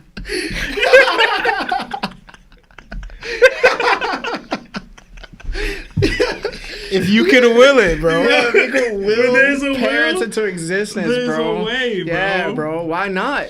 You can do anything you put your mind to. Listen, bro. You know what I mean? Hockey parents, bro. Yep. That's how we do it. Yeah, bro. You think? I was gonna say something stupid about Black Peter Rocks. Never mind. Number 5 from Nathaniel Rodriguez. Do you think it's possible that Joy Boy was Dami Reversi and Zunisha, Emmett, etc. had to take him out like Rocks? And this possibly happening to Luffy? I think it's the reverse. I think was gonna his say the same crew thing. was Yeah. Domi Reversi. Yeah, I was gonna say the same thing. And he had to take him out and probably couldn't. Or just wasn't willing to. Yeah. And then Domi Reversi probably left after a while. And they just have And all they these just, memories yeah, of like, now the crew is just always like Dang. PTSD. Like, I felt him inside me, though. Okay. He never left. I will say, I'm trying to explain I remember the way he came. How would that work with the hockey knot, though? Right? Like, either way. Yeah. Like, the hockey knot you're happened, right. So it's like, how would that have... It depends if Emu's body is like a frail of what it was before. That's the difference. So like maybe Emu's hockey could have been insane that was competing with Joy Boys, but it wasn't over Joy Boys, you know? Like we've said, like maybe Emu's experiencing that PTSD that Kaido did with Odin. Granted, they were like at the same level, you know? So he's like, oh my God. And he would have to use it, right? Why you say it like that? That's how I picture Emu felt when he dropped to their knees. Oh, man. Imagine dropping to your knees and on your hands and saying, "Oh, Lawrence." Right, You know what I'm saying? No, not like that. Not like that. I meant it as like, yo, come on, bro. Yo, you guys are so disgusting. Yo, I didn't mean it that way. I was meant it that, as like bro? you're like you feel the aura of this guy Yo, again. bro, just call it, bro. Yo. It's alright. It's okay. That's what he did. He said, "Oh, Joy Boy." It was just on the floor. I'm saying you feel that like if somebody else is coming, No. Yo, I'm done, bro. You guys are so immature. Everybody in chat too, you're all immature because I know you guys are all saying pause. You're immature. Grow up. Oh man. Another 5 from Past the Sea. Thoughts: Loki will pass in battle, and Usopp will be the one who eats his devil fruit. I'm good on Usopp eating the devil fruit. That Loki will pass, and that Usopp will Oh eat the my devil gosh, fruit. that would be horrible. You don't even know what the devil fruit is yet. It doesn't even matter. That would be absolutely horrible. Yeah, I'm just not with Usopp getting the devil fruit personally, but Yeah. I mean, we'll see. Another 2 months and Nakama status from Last Resort. It says, do y'all think Davy Jones betrayed Joy Boy? If he did, it might have been a Diamond Reversi situation. If he was the king, we see a lot of kings in One Piece get either manipulated, betrayed, or, manipulated in a way. So it's possible that's the path we're going down for Davy Jones and Joy Boy here as well, where it's like the world was made to view Davy Jones in a way that wasn't accurate because of something Emu did, which would be similar to what Doflamingo did. It would be similar to what Crocodile was trying to do with, Cobra. There's something interesting that the One Piece episode previous to the new one pointed out. And it was, and I know it said it before, but I don't remember the exact connotation for what was being said through Vegapunk's message. But in the episode 1149, he basically says, like, the world succumbed to the flooding of the ancient weapons. It rose 600 meters. And honestly, bro, it was GG's, right? But through this, the world at the time was actually continents. And then it became flooded. So in my mind, I'm like, well, if Joy Boy was the first pirate and Davy Jones was considered a pirate as well, then both of them had to exist during the Second World. For sure. That's why the Davies games exist. And they said it was a pirate, right? But it does leave to question. If the world was continents and then there was oceans or whatever, right? But they weren't as high as they are now. What did the first world actually consist of? What did it look like? Like, was it Pangea? Was it just one continent? Was it like... Exactly. Was it even this Earth? At all? Well, I would assume. It had to be this Earth, but that's what a lot of this history and information is coming just from the Second World, but it's not really saying much about the first, which is like really a good treat because for us, it just adds this whole other amount of lore where we might start talking about Nika and whoever that dragon serpent was, that was the dark figure. So as a One Piece fan, you have to love, there's some other entire story we just know nothing about. We probably won't get much of it because it's all about the Second World now. Bro, but when it's time to defeat Emu, Kaguya will come down, bro. So there's this little thing too I wanted to express. Because that episode also expressed like the importance of the ancient weapons, and then Vegapunk was saying, hey, I don't know if it's a good or bad thing, but Joy Boy wanted to just pass these weapons down through generations. And we know through Tom and the story of Water 7, weapons aren't always considered weapons. Just because you invent something doesn't mean it's completely dangerous. It depends on how you use it, right? I told that to Frankie. You shouldn't be ashamed of your creations. So I started to ponder, what if Pluton and Uranus and Poseidon, through the continents lacking water, was probably drying up and didn't have a lot of water? And somehow these devices were created to create oceans of water. And they overdid it. So, because we know that when Uranus was used on Lelouchia, it raised the sea levels by I think it was 6 meters or 3 meters, which is like 9 feet or whatever. I might be mistaken. It might be either or, right? But we know that Pluton under Wano, just theorizing, it's the one that gives its defenses, like the whirlpools, the crazy weather, all that stuff, because when it was said if we release Poseidon into the world, we'll lose Wano's defenses. Wano's defenses is its environment. So what if Pluton happens to be some actual like ship, but it changes water and creates more water through the oceans themselves, and then it does like a precipitation type thing where it goes to Uranus, and then Uranus rains down more water. So it just creates this everlasting like cycle effect. And then Poseidon was used to distribute the water to other places through the Sea Kings and stuff like that. So I like it because it's like, it's not just ancient weapons in use of like war or physicality or just destruction.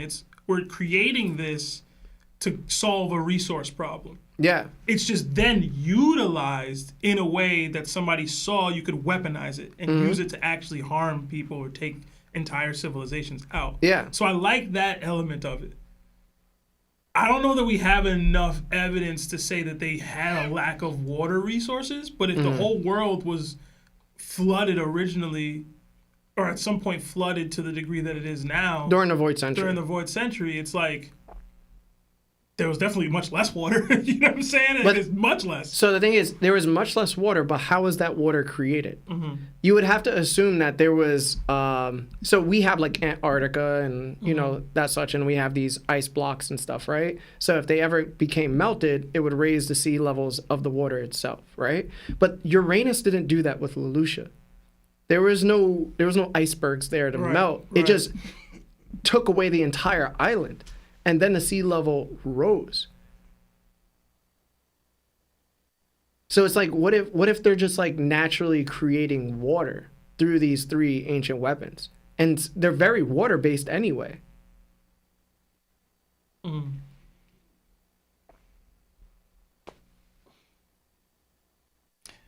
I don't know. I mean, I like it. I have to do the more like thinking about it, but just from what you said so far, I feel like I would say I feel like there's a lot more here that you could explore, honestly. And there might even be a global warming like reference here, but there might be. Yeah. But it just makes me question the First World so much more. Because it's like, what happened during the First World when Nika was needed? You guys found this mother flame, right? And it was so easily accessible that you were harvesting it and then using it to power like whatever civilization that was happening then. It showed like the moon was involved as well. That's why there's people on the moon and such. And then there's like the mural on the moon that I now found that also has the mother flame. But in my opinion, it's like even when they went to Burka, like the Burka city, they said they came down because they lacked resources. So they came down to the blue planet. But it never says like the blue planet was the blue planet during the First World. It definitely became a blue planet after the Second World. So what if the mother flame itself was so detrimental that, like Ace, Drum Island didn't turn into a winter island anymore. It stopped snowing completely. What if the mother flame, when it's out in existence, is the same type of effect? But if there's multiple mother flames, then it causes like this massive dryness to the planet itself. And it causes like an upscale in global warming.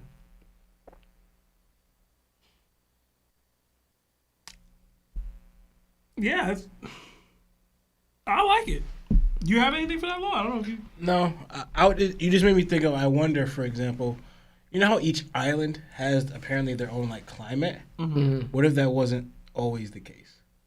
Like the use of these ancient weapons changed the climate so drastically for each of the islands? Yeah. Yeah. Well, so you remember I told you that Pluton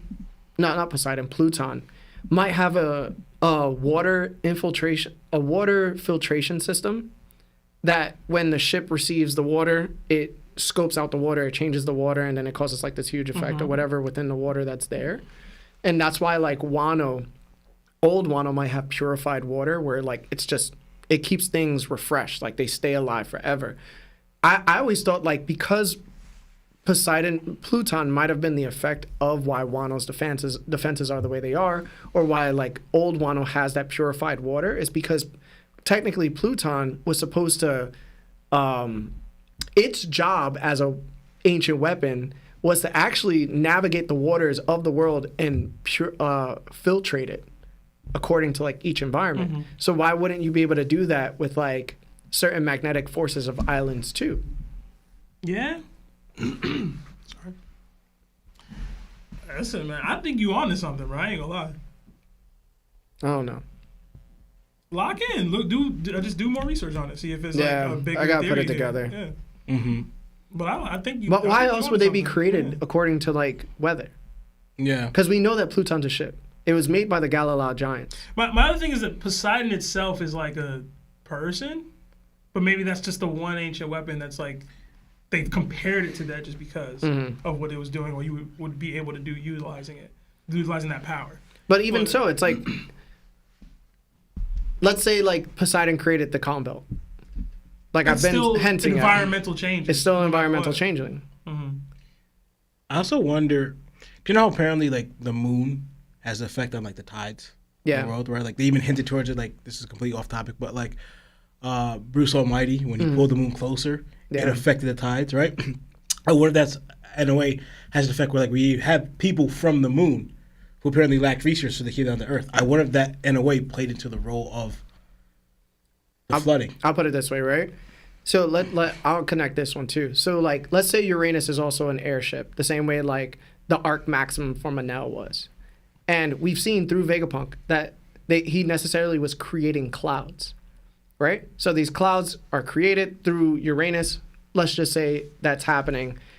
Hence, this is why Pluton is needed to precipitate whatever water is being created through Uranus. Uranus rains it down. Shirahoshi spreads the water out everywhere, whatever, right? Doesn't that sound like dance powder? Because It people does, yeah. people tried to create rain by using a certain system, which was dance powder itself. So what if that was like I think it has to be the reason why these things were created. It had to be because of the planet. Like maybe something was happening to the planet beforehand. Because even in real life, the planet has changed multiple times. It's like froze over like 3 times, 4 times, or whatever. It's overheated like 2 times throughout its entire lifespan, apparently. So why wouldn't it happen with the first world and the second world? And also too, they're going back to like the moon thing. There was a war that was happening on the moon, right? Where like the scientist we saw in the cover story who had the heart attack. But remember, because he saw an explosion happen on the moon. And then usually wars take up resources. Yeah. You know? But what if that war affected the Earth as well, because the moon is connected to the Earth, you know? It could be. So here's the thing too, right? Maybe this is the reason why Vegapunk didn't know who was good and evil. What if the ancient kingdom was faced with this proposition, and so was the whole world? They created weapons. The weapons were made for this particular reason. It was to help the Earth regain its water infrastructure because it's dried out because of whatever happened in the first world with the mother flames, right? Imu saw it as an opportunity to not only take out the ancient kingdom, but the ancient kingdom wouldn't use these weapons in the way that Imu would. So Imu said to themselves, well, I'm going to misuse the ancient weapons because they're not supposed to be used this way. And then I'm going to fix the world however I need it to be fixed, but I don't want you to be in control anymore. So I'm going to take over control. So they gain Uranus, right? They can't gain Poseidon because it's a person. But Pluton is kept away in Wano. So they use Uranus to essentially rain down whatever they had to rain down and raise the sea levels.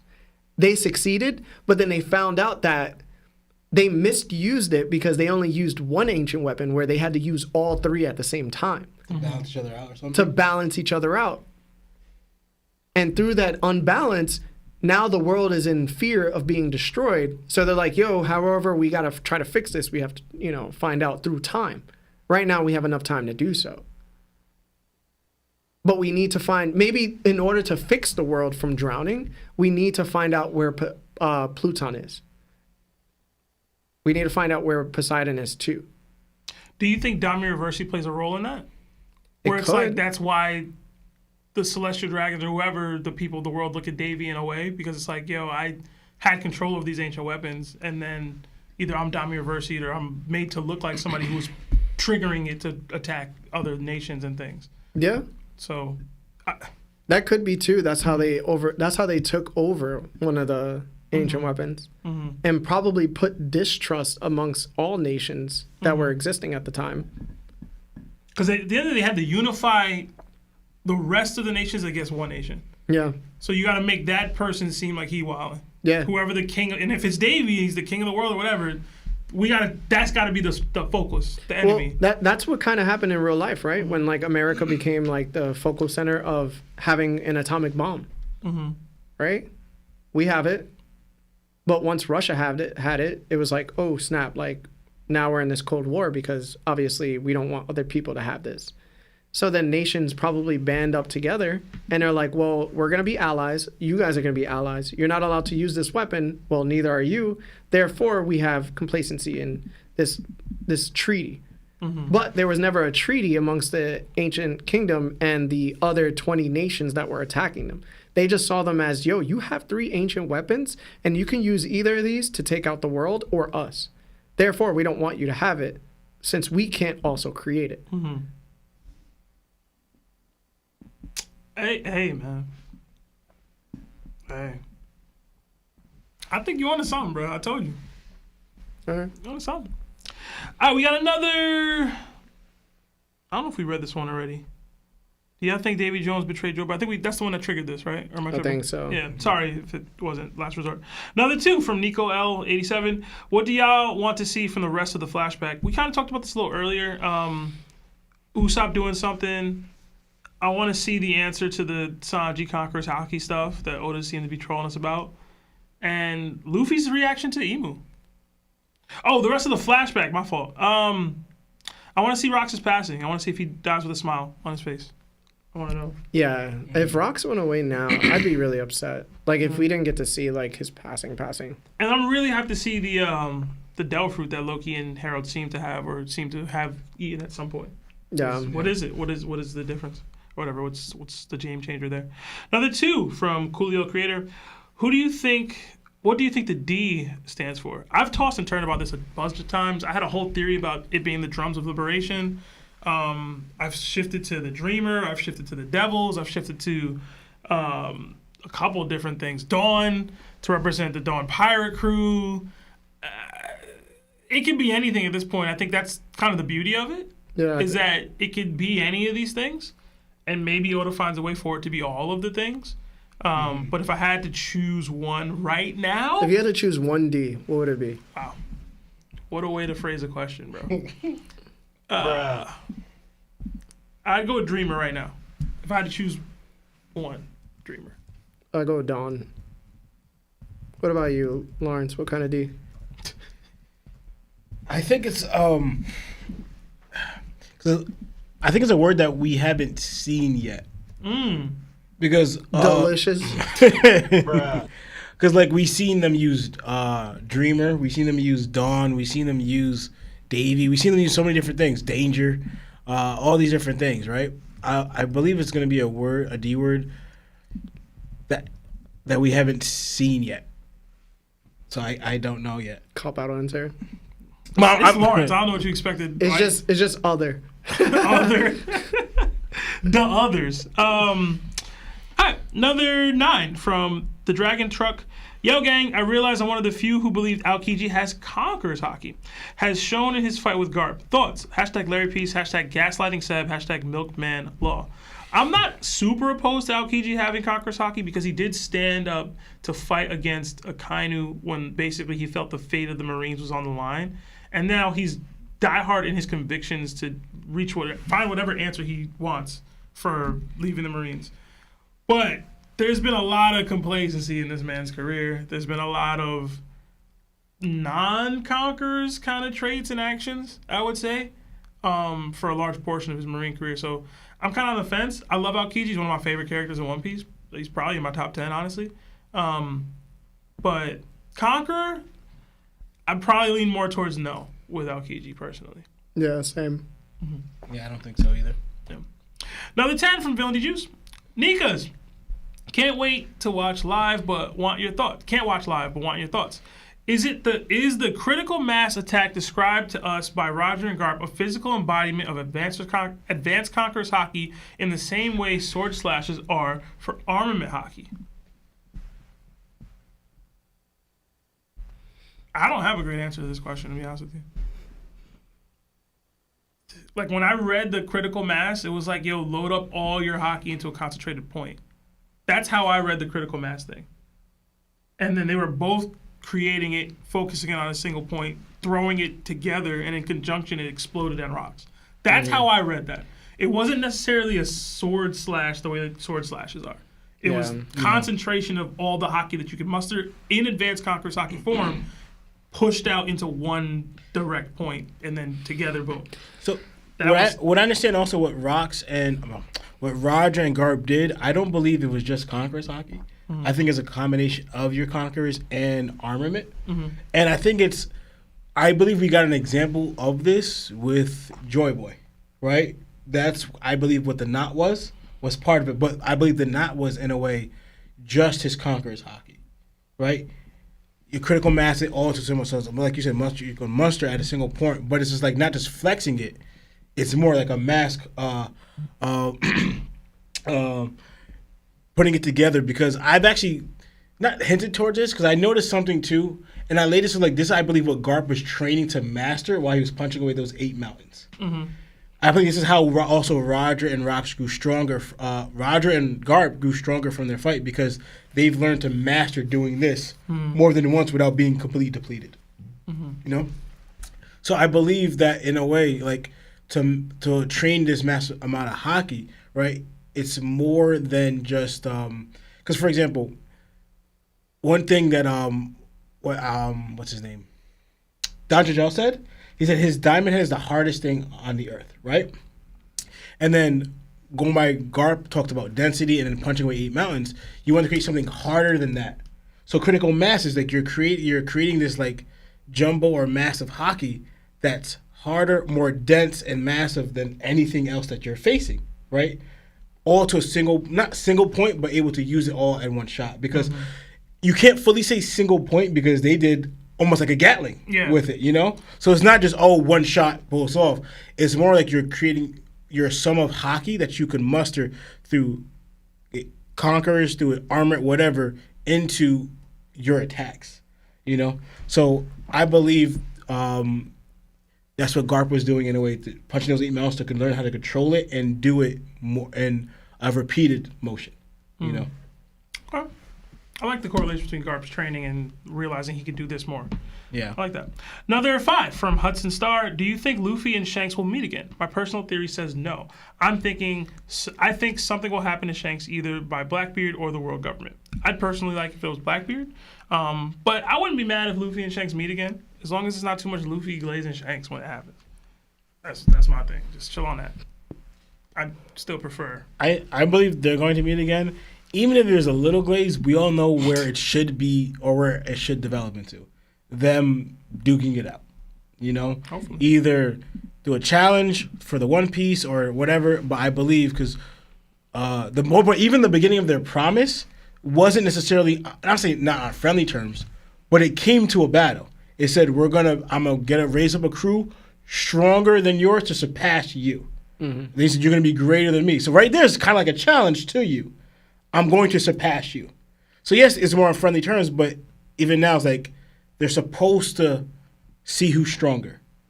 So it's not going to just be like, he just glazing or like hyped freeze him at Shanks. It's supposed to be glaze me.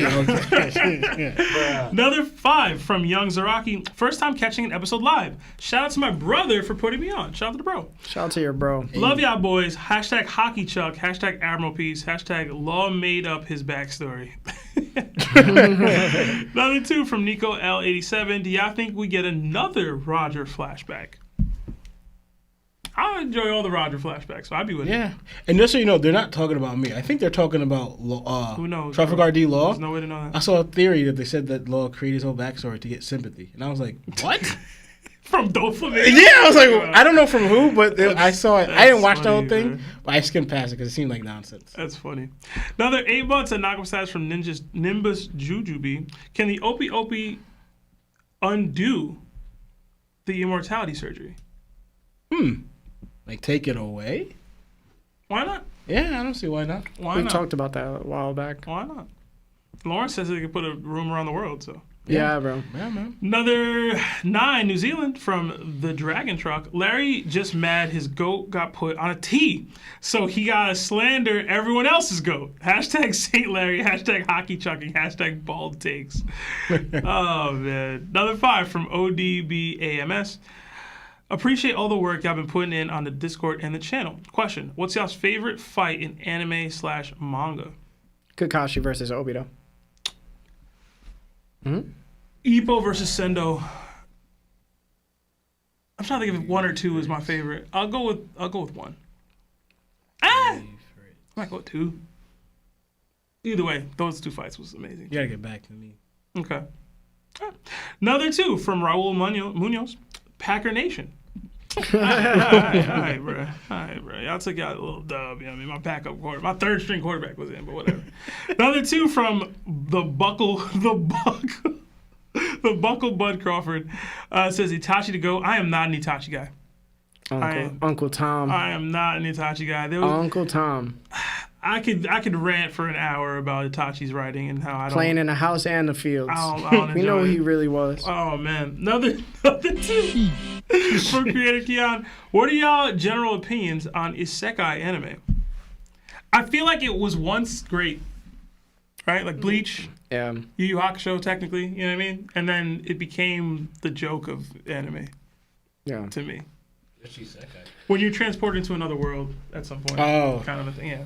So, Just think of Kigome. Kagome. yeah, but even then, I thought Inuyasha was great when I was watching it. Yeah. It's all a joke now. Another 2 from Xavier Odili. Did Kuzan join the Blackbeard Pirates because Blackbeard told him about the Gali Law? No. No, I don't think so. Another 2 from Dark Yonko Gaming. I think the Sunny is secretly Pluton, or will be. I will say Frankie already knew them blueprints when he made the Sunny. So if he wanted to secretly get some ancient weapon in there, he could have. Another 2 from Taiki775. Looking back, Kid and Ace are the same character. No, they are not. I enjoy. Not even close. Don't disrespect. They're not Not the same even a character. little. Do bit. not They disrespect. are similar in some respects, but they're not the same character. Don't disrespect. Another 2 from Kirby. We ain't seen Shiryu do nothing. Shout out to Shin, man. Another 9, New Zealand from Dragon Truck. Have you guys played any of the Pirate Warrior series? It's the One Piece Dynasty Warriors. Gotta admit, it's pretty fun. Yeah, we used to play it. I've always said I want a One Piece Pirate Warriors Empires where you can kind of create your own pirate crew. I think that would be really great. Larry used to rock, was it Warriors 2? He used to rock with a Nell. I remember that. Larry used to, that's the only character he would ever play with. He used to be like, this game sucks, but let me play with a Nell. Whenever a Nell's on the screen, I'll rock. That's Lionel's game. I played a little bit, but he be ranting me what they could do better on it. All the time. There's a lot that could be better there, bro. Another 5 from Star Droid. When I saw those commercials with that flat girl on the couch because of the Zaza, it woke something in me. Okay. What? It's a Dare reference. Another 2 from Josie Dirts. Larry, how you rank Shikamaru versus strategists like Batman? Under. I think most people would say he's under Batman. Right? Yeah, for sure. Yeah. No. Yeah. Another 5 from Josie Dirts. This Kobe talk got me thinking, what if we get Luffy versus Blackbeard, then Blackbeard and Luffy team up versus Emu. Blackbeard somehow takes Emu's power, and then we get Kobe and Luffy versus Blackbeard. If we get all this just to have Blackbeard take over Emu's power, Yeah, nah, bro. what are we doing? Y'all gonna make me crash out, bro. I'm good on Y'all that. gotta pick, bro. Y'all want him to be the end boss, or do you want him to be the boss before Emu? Boss before Emu. Cause like, 100%. golly, bro. But I need him and Luffy to fight. Period. That's it. It's Full like, stop. It's like y'all want him to be important, and y'all don't want him to be important. Y'all want him to be this little side character that Luffy gotta get through first. It's crazy. I need him to get to One Piece through Blackbeard. Emu is such a humongous threat. He comes after.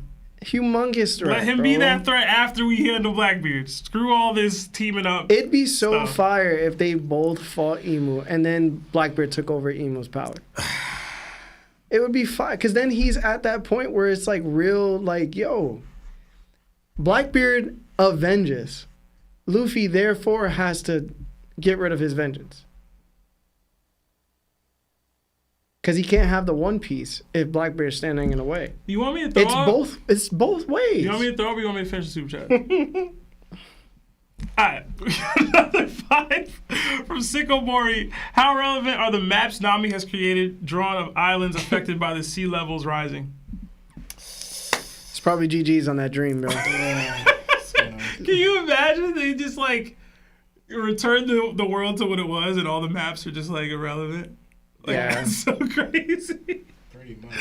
I hope not, man, for Navi's sake. Another 5 from John Hardy. It says, do you think Emu is a mythical zone that took over its hosted body?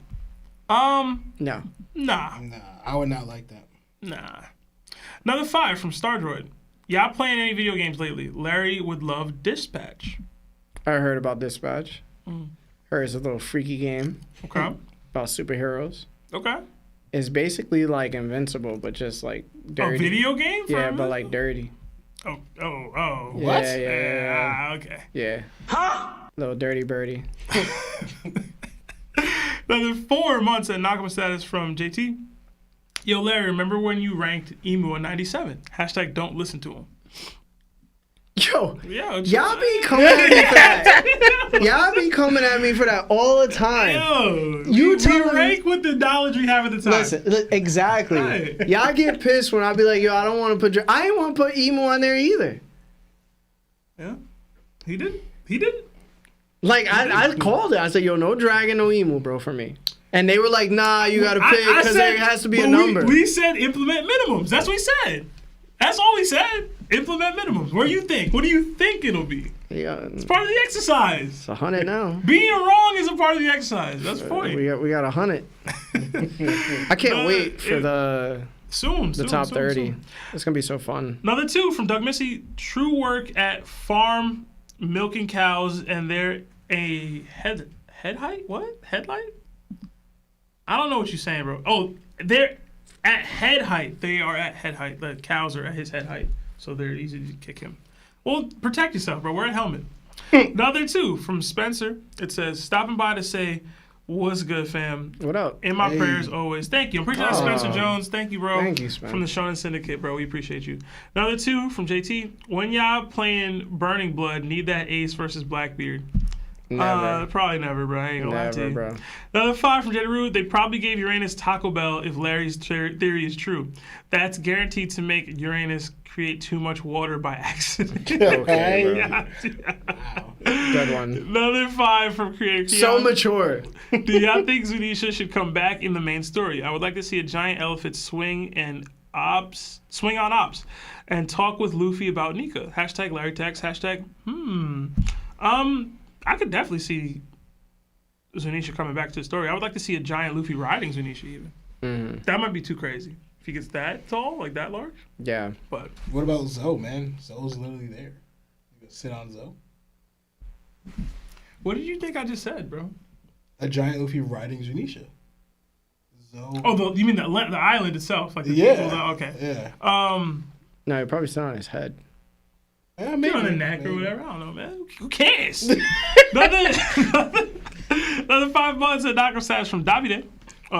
It says, they need to cancel One Punch Man season 3. Apparently, it's Yeah. not looking good. Redo it and do it 1,000 times better, from what I'm hearing. Another 2 from Sicko. Why Gold is the only family name actively hidden? That's not Technically, true. the Davies were hidden, right? Yeah. Yeah, like that. The Waters. Waters. The waters, yeah. Well, I don't know if they're hidden or if they're choosing to hide that. That's kind of different, but. No, I get Either it. way. Yeah. But yeah, another 5 from Coach. It says, long time no see, Nakama. Hope all is well. You as well, Coach. Thank you. Joy Boy / Will of D theory. Joy D Boy, guys, was deaf on the Epstein list. # D = Diddy. Hi, bro. Hi, man. And then another 5 from Two Birds in a Trench Coat. Hey, folks, now that we know that Queen is Frankie's dad, who do you think is his mom? I'm betting on Vegapunk. What? What? Houseway. I don't have anything for that one. Like vague? Oda also actively goes out of his way to be like, who your mom is in One Piece isn't that important. I'm not gonna lie to you. So like, I don't know that we ever get Frankie's mom or if we should even focus on it for. Yeah. But She probably passed, bro. knowing Queen, it was some women that didn't love him. Dang. I'm gonna just be real with you. Everybody is loved. Listen, Queen was a terrible person, bro. So, I guess it is. But he said icon. my parents, or you said my parent. He said my parents left me like to become pirates, right? Mhm. I was abandoned by pirates. I think he said his dad. It was just his dad. Okay. I don't know. I don't remember. Like you said, his dad was a pirate, and then they left him. Hey, man. Frankie low-key a Kaido pirate, bro. Could have been a Roger pirate. Would have been pretty dope.